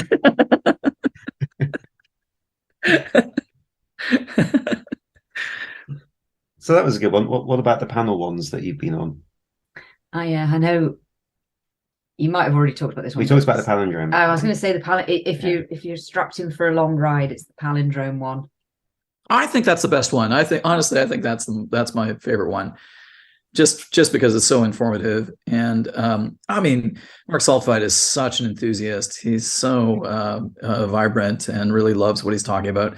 And Lori is a very talented poet. I know her better as a poet than a bassoonist, right? She's a talented bassoonist too. And she's, primarily a bassoonist. What do I know about her ability to play the bassoon? But, admire her willingness to participate in our conversations about constraint. And Mark was a very edifying guest and had a lot to offer. There was an immense amount of information that he provided, lots of which I didn't know. It was great to feel taught by him. Yeah, he likes to talk. It was a long episode. It's a 3-hour episode, but of course that's after editing. It was more than 4 hours. There were lots of tangents I had to trim. Mm-hmm. But it was good. And well, should we get on with the questions? Sure, let's get on with it. Sure. Here we are, because this is a good one. Artistic value is, we've got 4 options: entirely subjective, entirely objective, mostly subjective, mostly objective. Okay, I'm going to assume that the majoritarian answer was something like mostly subjective. Yeah. Okay, so that again, I'm worried that my responses here are going to incite riot, because I would disagree with that. I actually think that artistic merit is primarily, if not entirely, objective. That in fact, I don't know, this might be a Kantian understanding of the relationship to the art. I think that just like any other paradigm that you might see in the sciences, where you understand what kinds of questions need to be asked, what kinds of experiments need to be conducted in order to learn more about the world, there is similarly a set of paradigmatic concerns and contradictions that characterize the history of art. And we all, if we're insightful enough, we all understand where we're supposed to be making the discoveries, where we're supposed to push the boundaries about what we know. And it's plausible to recognize the greatness where it occurs. Now, I think that this understanding of art as subjective, it provides a lot of permission for a lot of bad behavior, right? It implies that anything goes, that nothing is better than anything else, that it all should in fact be flattened and equivalent in its outcomes, right? A kind of equitarian understanding of the arts, right? That all of the outcomes are effectively equal, no matter what our standards might be, because, hey, they're just simply subjective. And I think I am more likely to suggest, no, there really are things that are objectively great, that will outclass their peers, that are better. Some things are better than others. There really is a hierarchy of talent and skillfulness.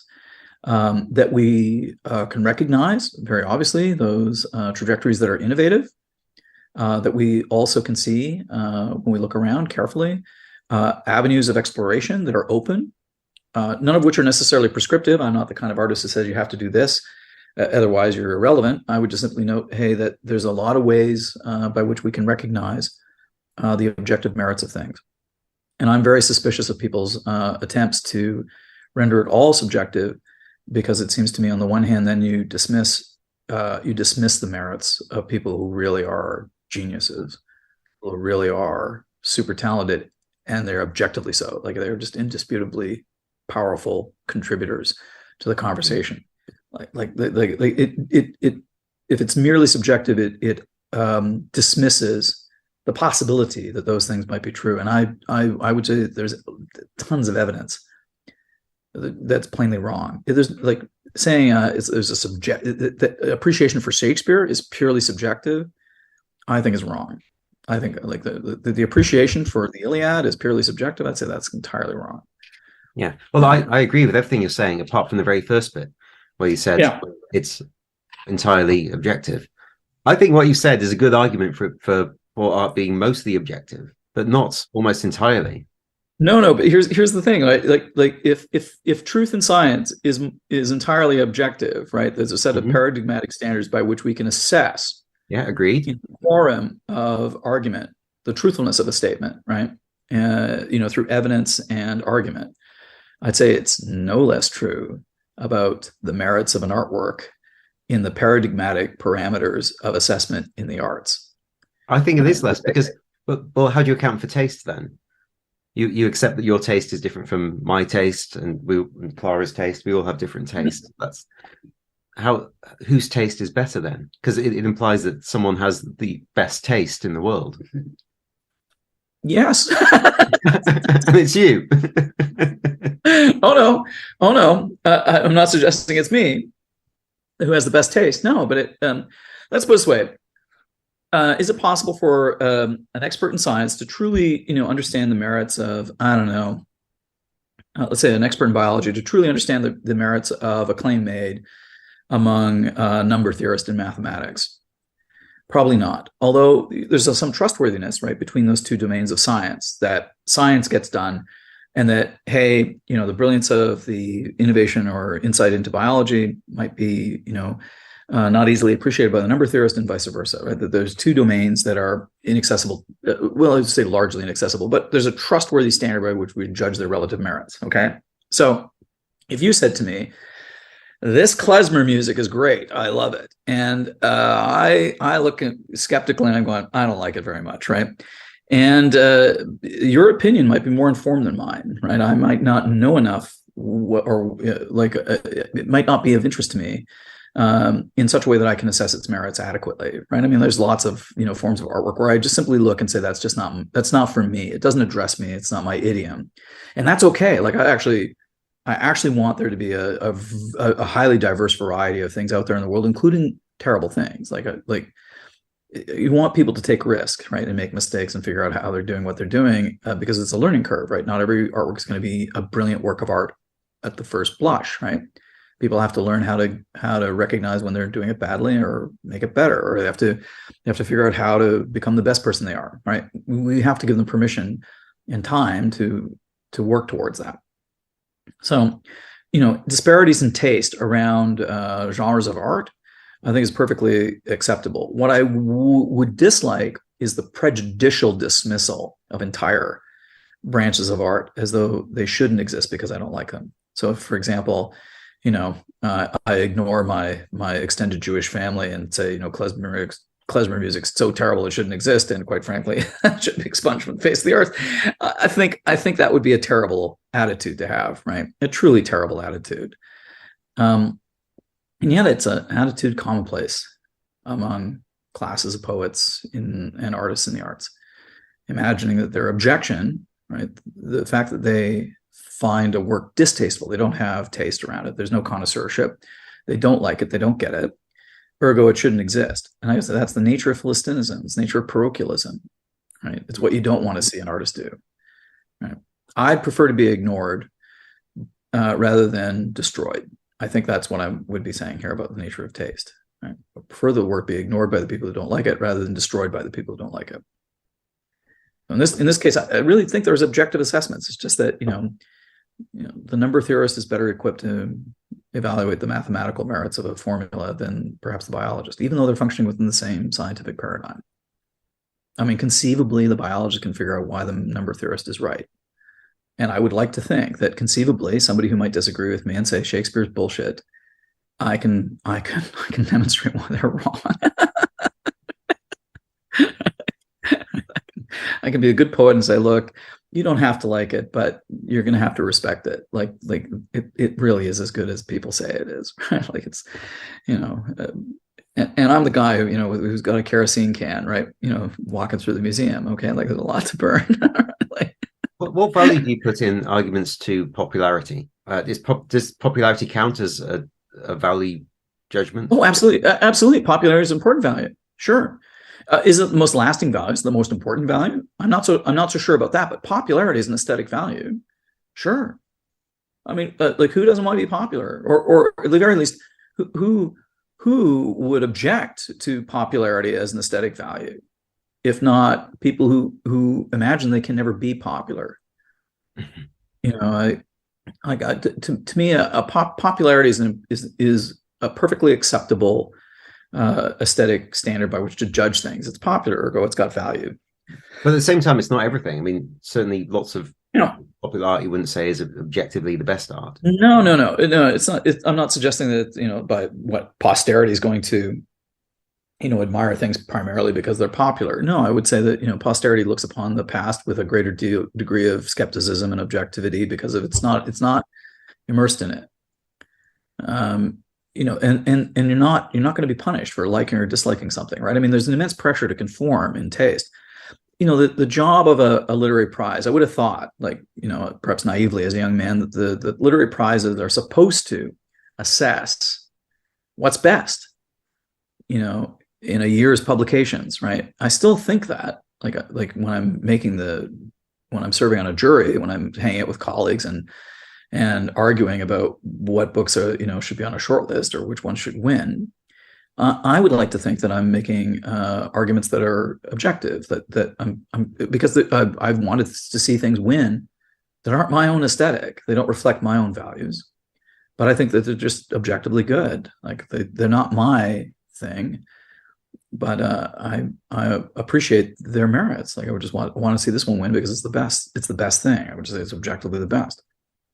I have no private stake in it, right? It's not reflecting my own set of aesthetic values, apart from excellence, right? That's it. But that's not how I think prizes work. The job of a prize, despite its profession to reflecting what is best, what is innovative or magnificent in a culture, is propaganda, because what it really does is homogenize taste. It becomes a means of enforcing a form of conformity around people's judgment to say this is good. And if you want to aspire to cultural relevance at this moment, you have to aspire to do what this does. And that's where, the stupidity of the political agendas enter. That's where all of the other assessment criteria other than excellence prevails. It's in establishing conformity. The job of the prize is to homogenize taste, right? To provide a consensus around which people can reliably judge themselves informed, because people have done the heavy lifting for them in advance. They don't have to go and explore the entirety of the 125 books of poetry that were published last year, right? 6 people did it for you. They came to these, dare I say, ludicrous conclusions.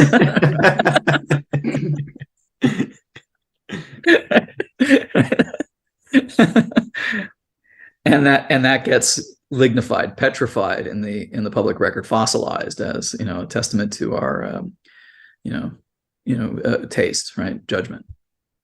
We have a poll along these lines. Worst format for a poetry award.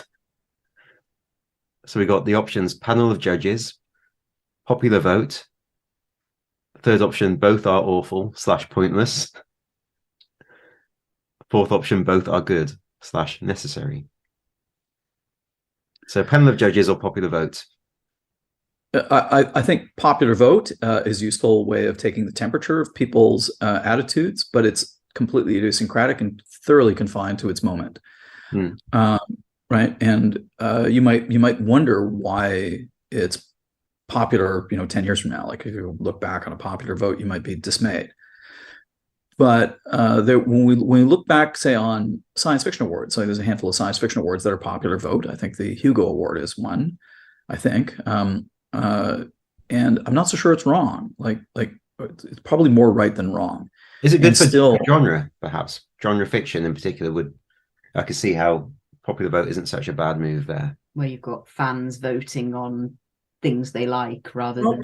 But fans mobilize in ways that are terrible. I mean, science fiction is really contaminated by fandom, right? It's turned into something kind of awful because of it. But I'm not gonna suggest that popular vote isn't a way to try to figure out, take the temperature of people's attitudes towards an art form.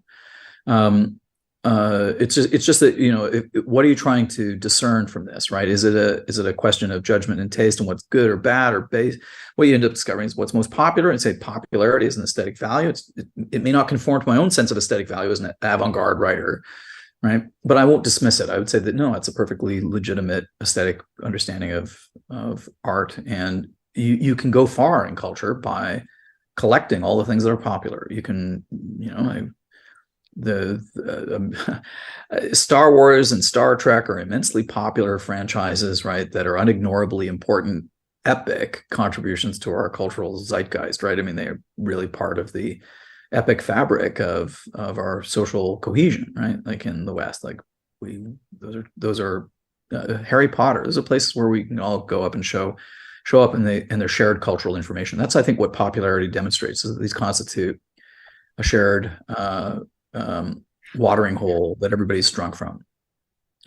Panel of judges, well, experts, in my experience, experts, when you put them in the room together, always pick the most mediocre solution set, right?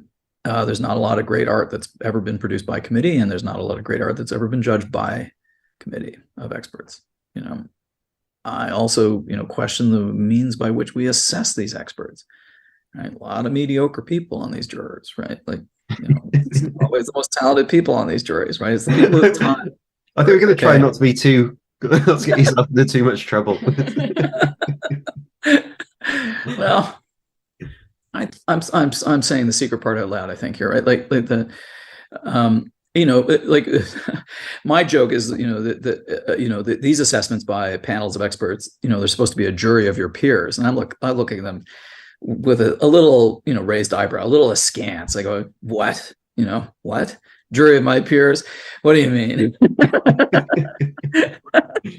These are my peers. I have no peers. How do you judge the peerless? Right? Like, who are you to be judging moi? Well, that poll anyway. That poll was one that the winning result was both are awful. Both are awful. Okay, all right. 50%. So maybe there won't be such objection to my candor here. Maybe people go, right on, Christian. Both are awful. I'm going to tell you my preferred mode, because I think this is all provocation and risk, right? I like the patron who wagers his taste against posterity and puts his own money where his mouth is, and he pays for the winner. The guy who says, here's $1 million. You wrote the best book this year. I don't know. Hi, I'm Pope Leo, Michelangelo. Can you paint the Sistine Chapel for me? Right? The patrons who are collectors in the history of art often define the taste of the market because they took an immense risk and wagered their taste against the taste of posterity. That's a big move. And I look at that, I look at the individuality of that with much amazement, awe, right? If I created an award, there'd be no committees, there'd be no popularity contests. It would just be my favorite book award, right? The book award, the book prize, the book prize. Oh, the Booker with an umlaut. No, the Booker with an umlaut, right? But I was thinking the it would prize. be a book with a book to the power 2. Book squared. To the power 2, sure. The book prize, just the book prize. I don't know. I'm a decamillionaire, and I would give $1 million. What's the richest prize in poetry? It's probably $150,000 right now. I'd say $150,000, $200,000 to my favorite book of poetry written by a Canadian. Okay, let's make it Canadian. It's 125 books. I don't have to spend my year reading a bunch of bad books. Like 125 is about, I can stand that. Okay, so let's say I read 125 books by my fellow Canadians, and I just pick. I give a $200,000 prize to my favorite one, right? Whatever that might be. It would just be my favorite book, right? The amount of objection to that contribution, charitable as it is, my effort to promote poetry, would be, I think, greeted with immense amount of hatred, right? It would because it would be an immense wager of an individual's taste against posterity. It'd be like, I bet this book I like is one that matters well enough that it will stand out against his historical precedent, and I am willing to hand a person $200,000. Put that poker chip on the table. Prove me wrong, posterity. That would be a fun thing to do. I think that would be a fun thing to try. If only I was a decamillionaire. If only. If only. I'd be doing that. I wouldn't be doing that. So let me reassure Canadian literary culture. You need not fear my intervention here. It's not likely to happen. But if it were, it's charitable. Even with that much money, I wouldn't do that. I wouldn't be spending money on that. Well, you wouldn't be spending money on that. In fact, my colleague Scott Griffin, to whom I owe a great debt of gratitude, decided not to. Right, he suspended the Canadian component of the Griffin Prize. I have many speculative reasons to imagine why it's a good idea that he did that, but none of them are going to appeal to my peers in Canadian letters. I really think it's a brave and committed, demonstrates a commitment to a set of values that I think he holds in importance. And I would find it hard to disagree, as much as it might actually hamper an appreciation of Canadian letters. You said, I'm not going to fund it. And I'm like, well, somebody who was a great supporter decided eventually not to fund it. I would want to fund it if only because it would be this an immense intervention into the conversation.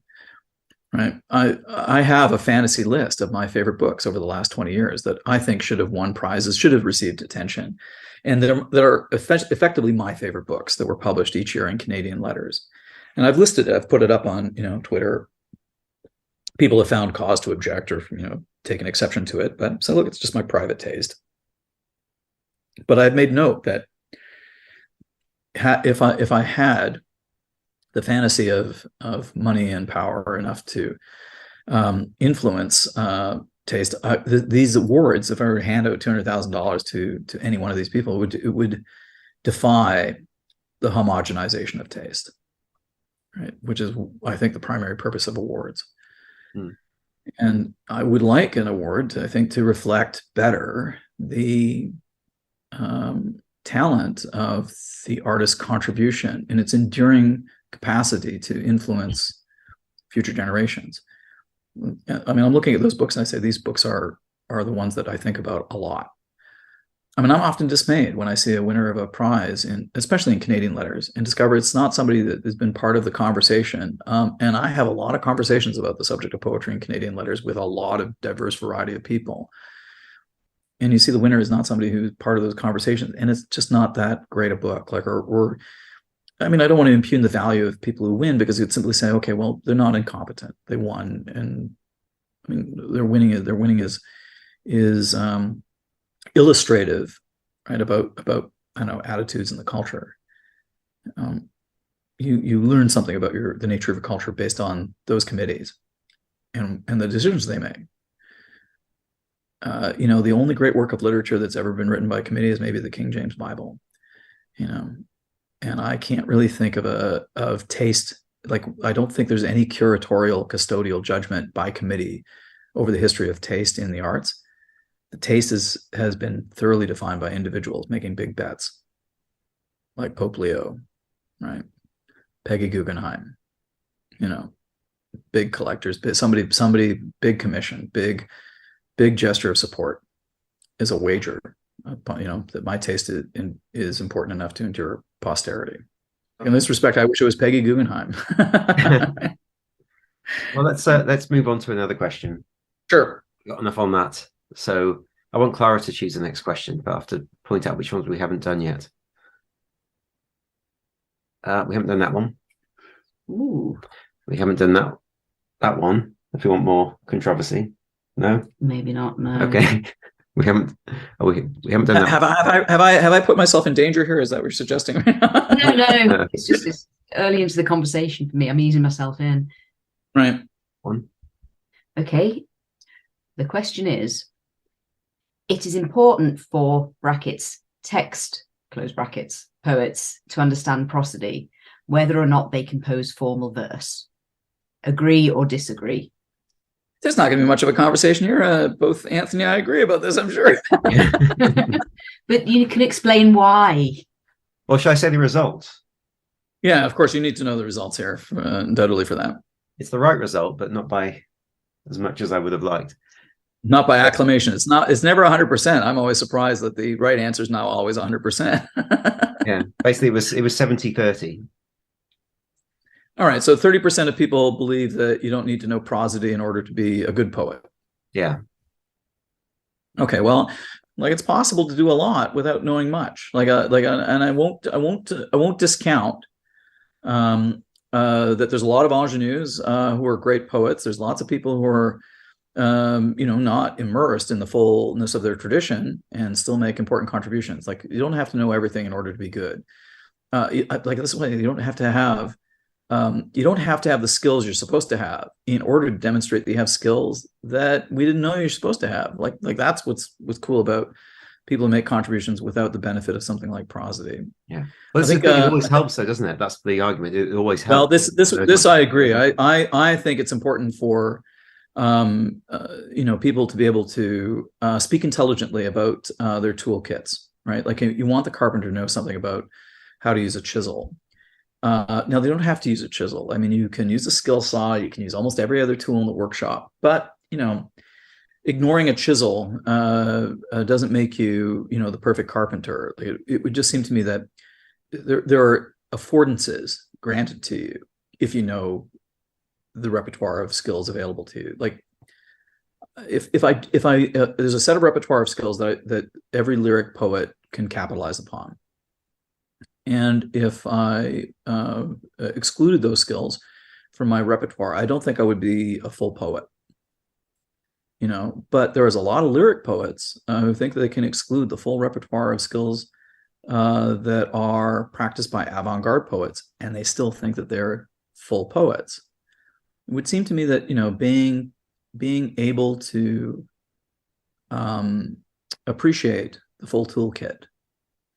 It's not as though you have to practice skillfully the use of every tool in the kit, but I think you're kind of required to, like, there's a point at which you can say I'm expert enough because I know how to use each one of the tools in the toolkit. And prosody is an important. And you get to choose which tools you want to use, but you can only understand the tools. Not just the ones you want to use, but the ones that are appropriate. Like you have an understanding about why. Here's the thing. Here's why I also think there's an objectivity to taste. Like it's possible to make the argument is that an informed opinion about the use of these tools means that it's possible to assess the merits of a work of poetry more comprehensively. Right. I mean, I watch my peers celebrate a poem. They think it's great, and I'm going, it's only great in the sentiment it expresses. But it's a terrible poem because it's not beautiful in the way it expresses it. It makes all of these other kinds of mistakes that are not significantly redeemed by the merits of the sentiment that's expressed. And you kind of wish that it was better. Like, yeah, we see this a lot with metered poetry, where you can see someone is striving to write a well-metered piece, and they've got it wrong. You can again, objectively, you can see they've got it wrong. They've messed up this one bit. The meter's fucked, and that is an objective error. That's that. If they, so when you're saying, like, there's not a lot of objective assessment. I'm saying prosody is one of those ways by which you might be able to assess it. I mean, but to me that's also Procrustean. I'd be going like, what the reasons that say a sonnet might fail is not because, hey, it wasn't written perfectly in iambic pentameter with an Elizabethan rhyme scheme. It's all the other subsidiary constraints that define its merits that go unspoken and are never taught. Things like thematic profundity, syntactical innovation, quality and infrequency and unusualness of diction, the musicality and euphony internally within the poem, right, rather than at the end of the poem, end of each line. All of these kinds of considerations go unspoken and yet are nevertheless part of what constitutes a well-crafted work. Now, there's a great deal of suspicion around craft in poetry, especially among certain classes of lyrical writers now, who think that your preoccupation or my preoccupation with a certain kind of formalist experimentation is defunct. Like they would just say it's stupid to care about these things. yet they aspire to be great poets. They argue against the canonically important works on precedent, and demand that they be considered members of that pantheon. And you're like, going, but your poetry is not as good. It's not making an innovative contribution that teaches us how to do this thing in a different way that is as meritorious as the thing that is trying to unseat. And I have a high degree of tolerance for an immense variety of different forms of poetic expression. Like, I'm very deeply immersed in all of the diverse ways you can be a poet.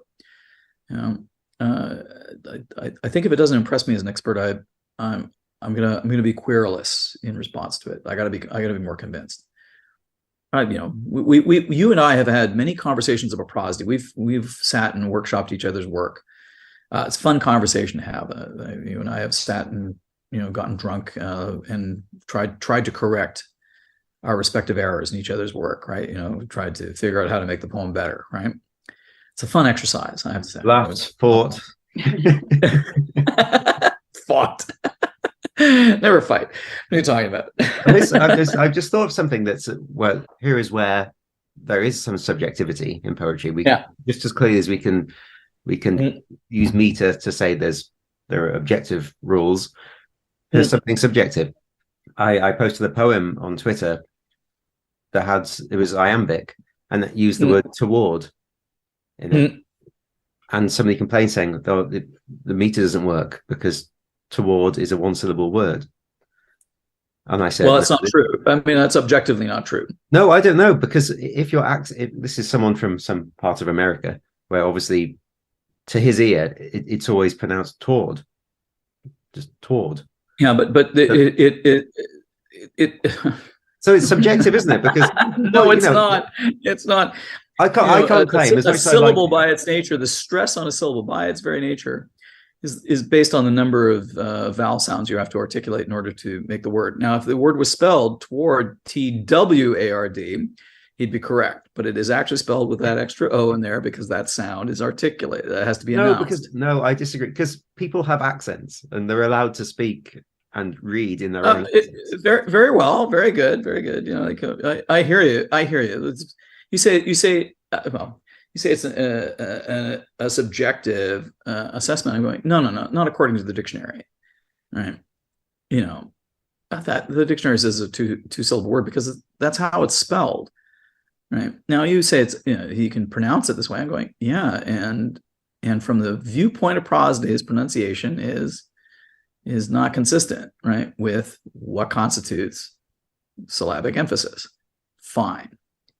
It might ring untrue to his ear, right? In the way, I suppose, that a musical inflection of an off note or a disharmony in a counterpoint in jazz or something like that might grate on somebody who's not used to hearing those noises.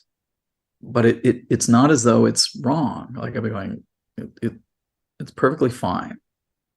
I don't know. To me, it would be more interesting if if he said, like you've said, it's a one-syllable word. I say that's objectively not true, but it would be interesting to say if, as a side effect of his inflection and accent, he says toward rather than toward. Right? He turns it into a trochee rather than an I am. Well, we get this cross between American English and. That's right. See, that's a much more interesting conversation. We've had that conversation, right, about the ways in which the UK mispronounces so many words, right? I mean, well, let me find it. I tweeted a line that was. I know you did. I know it was a great poem in which you thematized that. I think thematized that fact. Yes, this is Bernard's toupee, ballets, pastel days. So that's British English, and that's trochaic pentameter.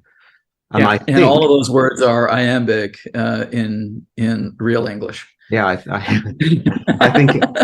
I think Americans and apparently Canadians would say Bernard's toupee, ballets, pastel, bidets. That's right. Iambic pentameter. Yeah. So who's right? Or do you admit it's subjective? No, like we're both right. No, it's subjective. Objectively right. No, objectively right. Like honestly, like No, that's like wave particle duality here. Okay, like, who's right? Is the key you need to be consistent and you can't mix and match. That's right. There you go. There you go. Clara's got the right attitude. There you go. Right. You can't go, Bernard's toupee and expect to get away with it. Of course, people love picking out those things for you on Twitter. It's like when you'll write a palindrome and somebody will pile in saying, well, why have you put a U in color? Yeah. Well, because you're cheating. I thought don't you lot, you Canadians, you in color? Yes, we do. Yes, we've retained our Commonwealth background. We have our own idiosyncratic spellings for things, but yes, we would retain the OUR affectations. Are there any Canadian spellings that are neither American nor English? That's a good question. None are coming to mind, but I do know that there are exceptional Canadianisms that appear only in our dictionaries. Yeah, because I've been caught up short on them, right? I suppose, is there some more of the French influence, maybe? I mean, there's stuff like creating like slang words and things like that.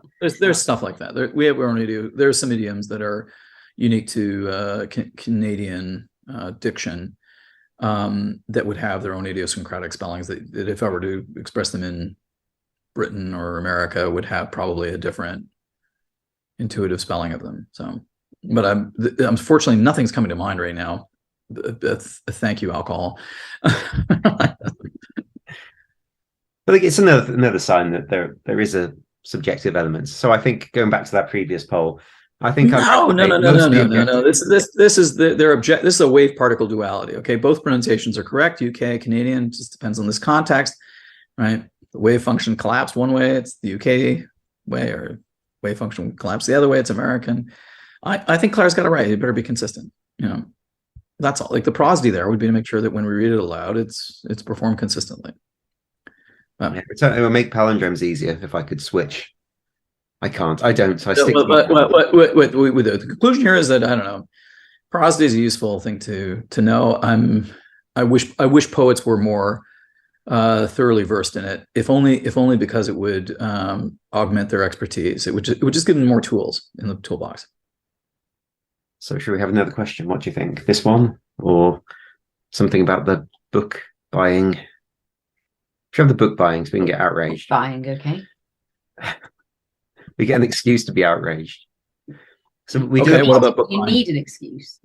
We ask people, how many poetry books do you buy each year? Mm-hmm.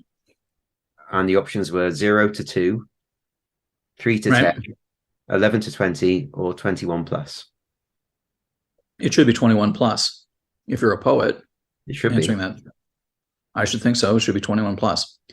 I've told my own students that a book of poetry a week is about the minimum that they should be reading in order to, maintain rank among poets. Like I just think you've got to be thoroughly engaged in the milieu of poetry, reading as much as you can, and that it would imply that if you're engaged, you would be reading at least a book a week. So it's going to be 21 plus in my mind.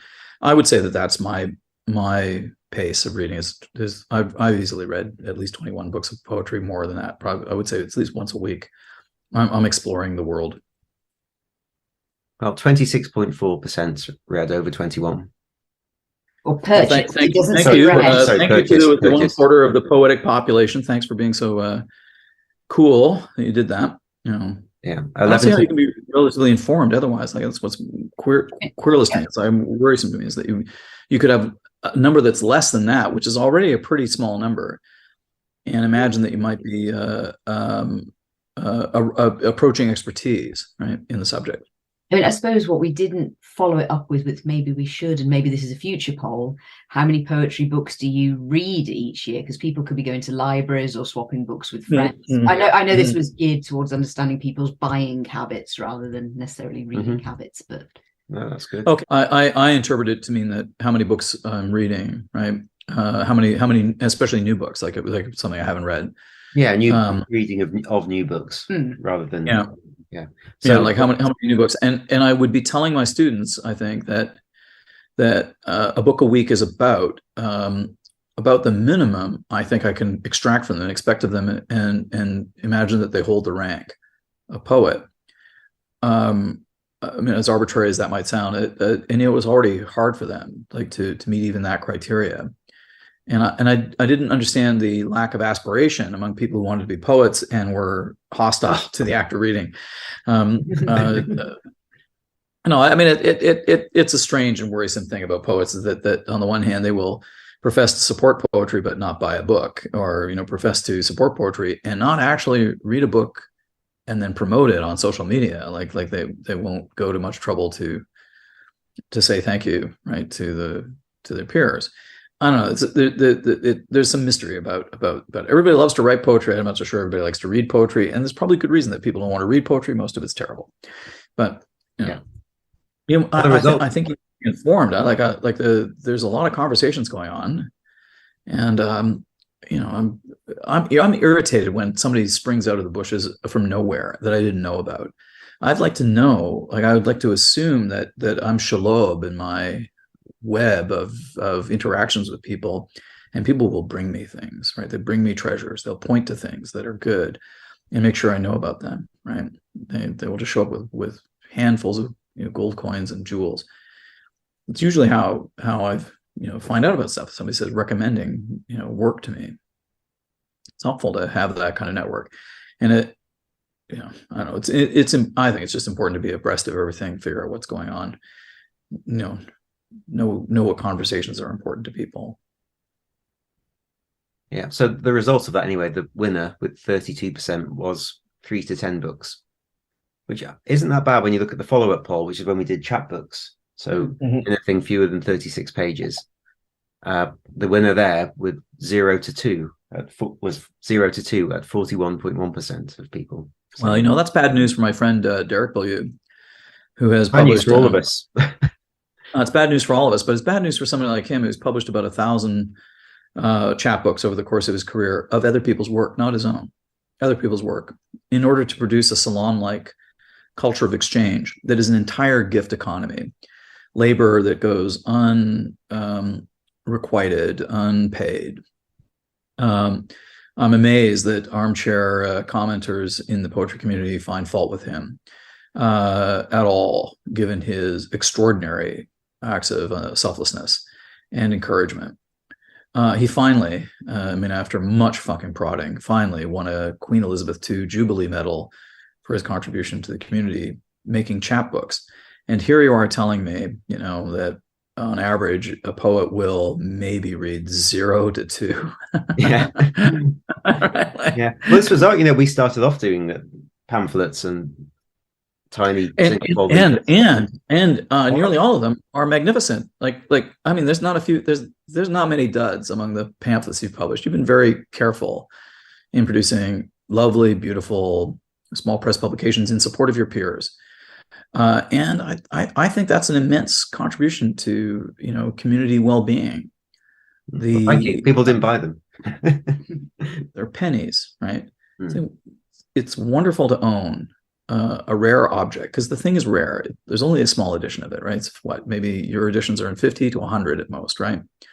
Of those 50 to 100, some of them are going to get lost. Some of them are going to be disposed of accidentally or by design, by people who've acquired them. And 10 years from now, 100 years from now, there's only going to be a small handful of these things protected in, trunks in the attic, cobwebby corners of a bookshelf, right? And they're going to be important contributions to the history of literature, something that somebody tried experimentally that became a definitive feature of their work. You were kind enough, generous enough to take a chance by publishing work with an immense amount of effort and labor, material cost for the production of it, with little promise of restitution for the time and energy. And I think it's just irritating that the poll says 0 to 2, is the number of chapbooks you would buy, when of course chapbooks are where you get to see your future culture. in poetry occur, right? It's where it's happening. I mean, the great thing about Derek's career is that he has been a pretty good bellwether for Canadian letters. Like, he has published important people years before they have struck gold in the Canadian culture. He was there and recognized their merits first, almost always first.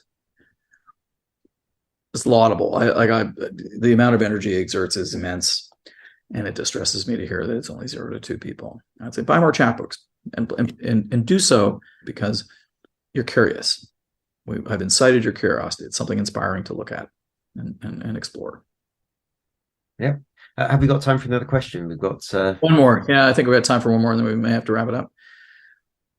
All else being equal, do you prefer hardback books or paperback books? Okay, well, my answer would be I love hardcover books. I want all my books of poetry to be published in hardcover. It's an immense effort to publish in hardcover. It's more expensive and more enduring, durable works that are made from it. I like carrying those books around.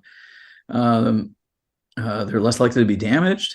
And I have a pristine library. Every book on my shelf, paperback, hardcover, is, despite having been read, looks unread, mint condition. Every book, all of them. Oh, actually, this will be good for the podcast. Could you explain what you were explaining to me earlier about your system for your bookshelf?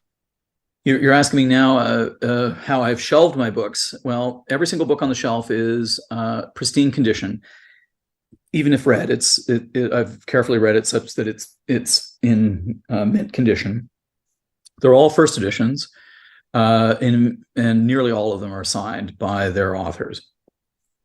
The books are arranged on the shelves according to a very idiosyncratic shelving method that I learned from my friend Craig Dworkin, a member of the Conceptualists and probably among the smartest of my peers in that gang. One of my favorite friends. I love him dearly. He has a library that's quite wonderful. I visited his home and saw this library, a library that has been described as a perverse library. And he published a book called The Perverse Library, in which he documents why people continue to imagine that his collection of books is strange. And in that book, a remarkable book, I highly recommend it to your listeners, The Perverse Library, available for free, like all of our books. He explains how he shelves his books. Now, I imagine that among your listeners, people shelve their books, idiosyncratically, but there's things in common. People tend to shelve books perhaps by alphabetical order based on author. You arrange the books perhaps haphazardly on the shelf. In Craig's case, he arranges the books by size. And I followed suit. I arranged these books on my bookshelf by size, width over height. So the width of the book is the most important feature of its size. So all the books of the same width are aggregated, and then they're arranged in order of height, with the subsidiary books of any specific height arranged according to publisher alphabetically, not by author, right? Not by title, nothing like that. So the books are arranged by their shape, and then by alphabetical order according to their publisher. And then among their publishers, then they're arranged in alphabetical order by author. The books look amazing on the shelf. This is the best way to shelve books, in my opinion, in a private library. Shelve them by size, with width privileged over height, and you arrange them in order of height, with the subsidiary categories of height arranged alphabetically according to publisher, and then amongst the publishers, arrange them alphabetically according to author. And the shelving process, it looks amazing. It's fantastic. Are the thickest books on the top shelf or the bottom shelf? That's a good question. IKEA shelves are created in such a way that if you buy the actual Billy stack, the shelves can be all about the same size, except for the super added shelf that you add on the top, which is slightly more room. And because there's slightly more room on that very, very upper shelf, those are where the big books end up going. books that are oversized to fit on any of the other subsidiary shelves, they end up on the top shelf. I would prefer that they be on the bottom shelves. I would prefer that the books be stacked, right? Smallest books at the top, heaviest books at the bottom, right? There's a kind of gravitational structure, right? But as it turns out, no, the books are stacked according to size, by this arrangement from top to bottom, smallest books on the top to the biggest books at the bottom by size, arranged in this, idiosyncratic method. But all the topmost shelves are reserved for what would amount to these oversized, overclocked books, too big to put anywhere else. Mostly art books, big, catalog raisonné of, artists that I like, that kind of thing. They end up on the topmost shelf for sure. It's the idiosyncratic library. It's, fun. I've spent a lot of time thinking about it. I've tried every kind of method of shelving books. And what I like about this method is that the books look great. They are arranged in a manner which is archivally protective of the books. The books, by virtue of their proximity to each other, don't damage each other with mismatched sizes, bending around them, or contorted, or abutting them. Generally, the books are neighborly, and I mean the challenge is that it's hard to find a book. I think earlier this evening I had to find a book, and I have a big library. There's tons and tons of books here. It's like tens of thousands of books in my library, and then hunting it down by recalling its size and finding it by publisher is a bit odd. It's an odd thing to do, but they look great on the shelf. I have to say it's a much better way to do it. Clara's looking at my bookshelf, and it's not that impressive, is it? Radically untidy, is it? It's very untidy. Yeah, books just go wherever they fit. Yeah, that seems like at some point there was a semblance of a system, but as books have been taken out and put back, and right, it's gone a bit awry. All right, you must forgive me. I am obliged to leave our conversation right now. I have to head off to a class. Now I have to sit as a student and listen to a peer speak. So I'm looking forward to that. You've been good company. I appreciate being able to hang out with you for so many hours over the 50th anniversary of your podcast, 50th podcast. Hooray.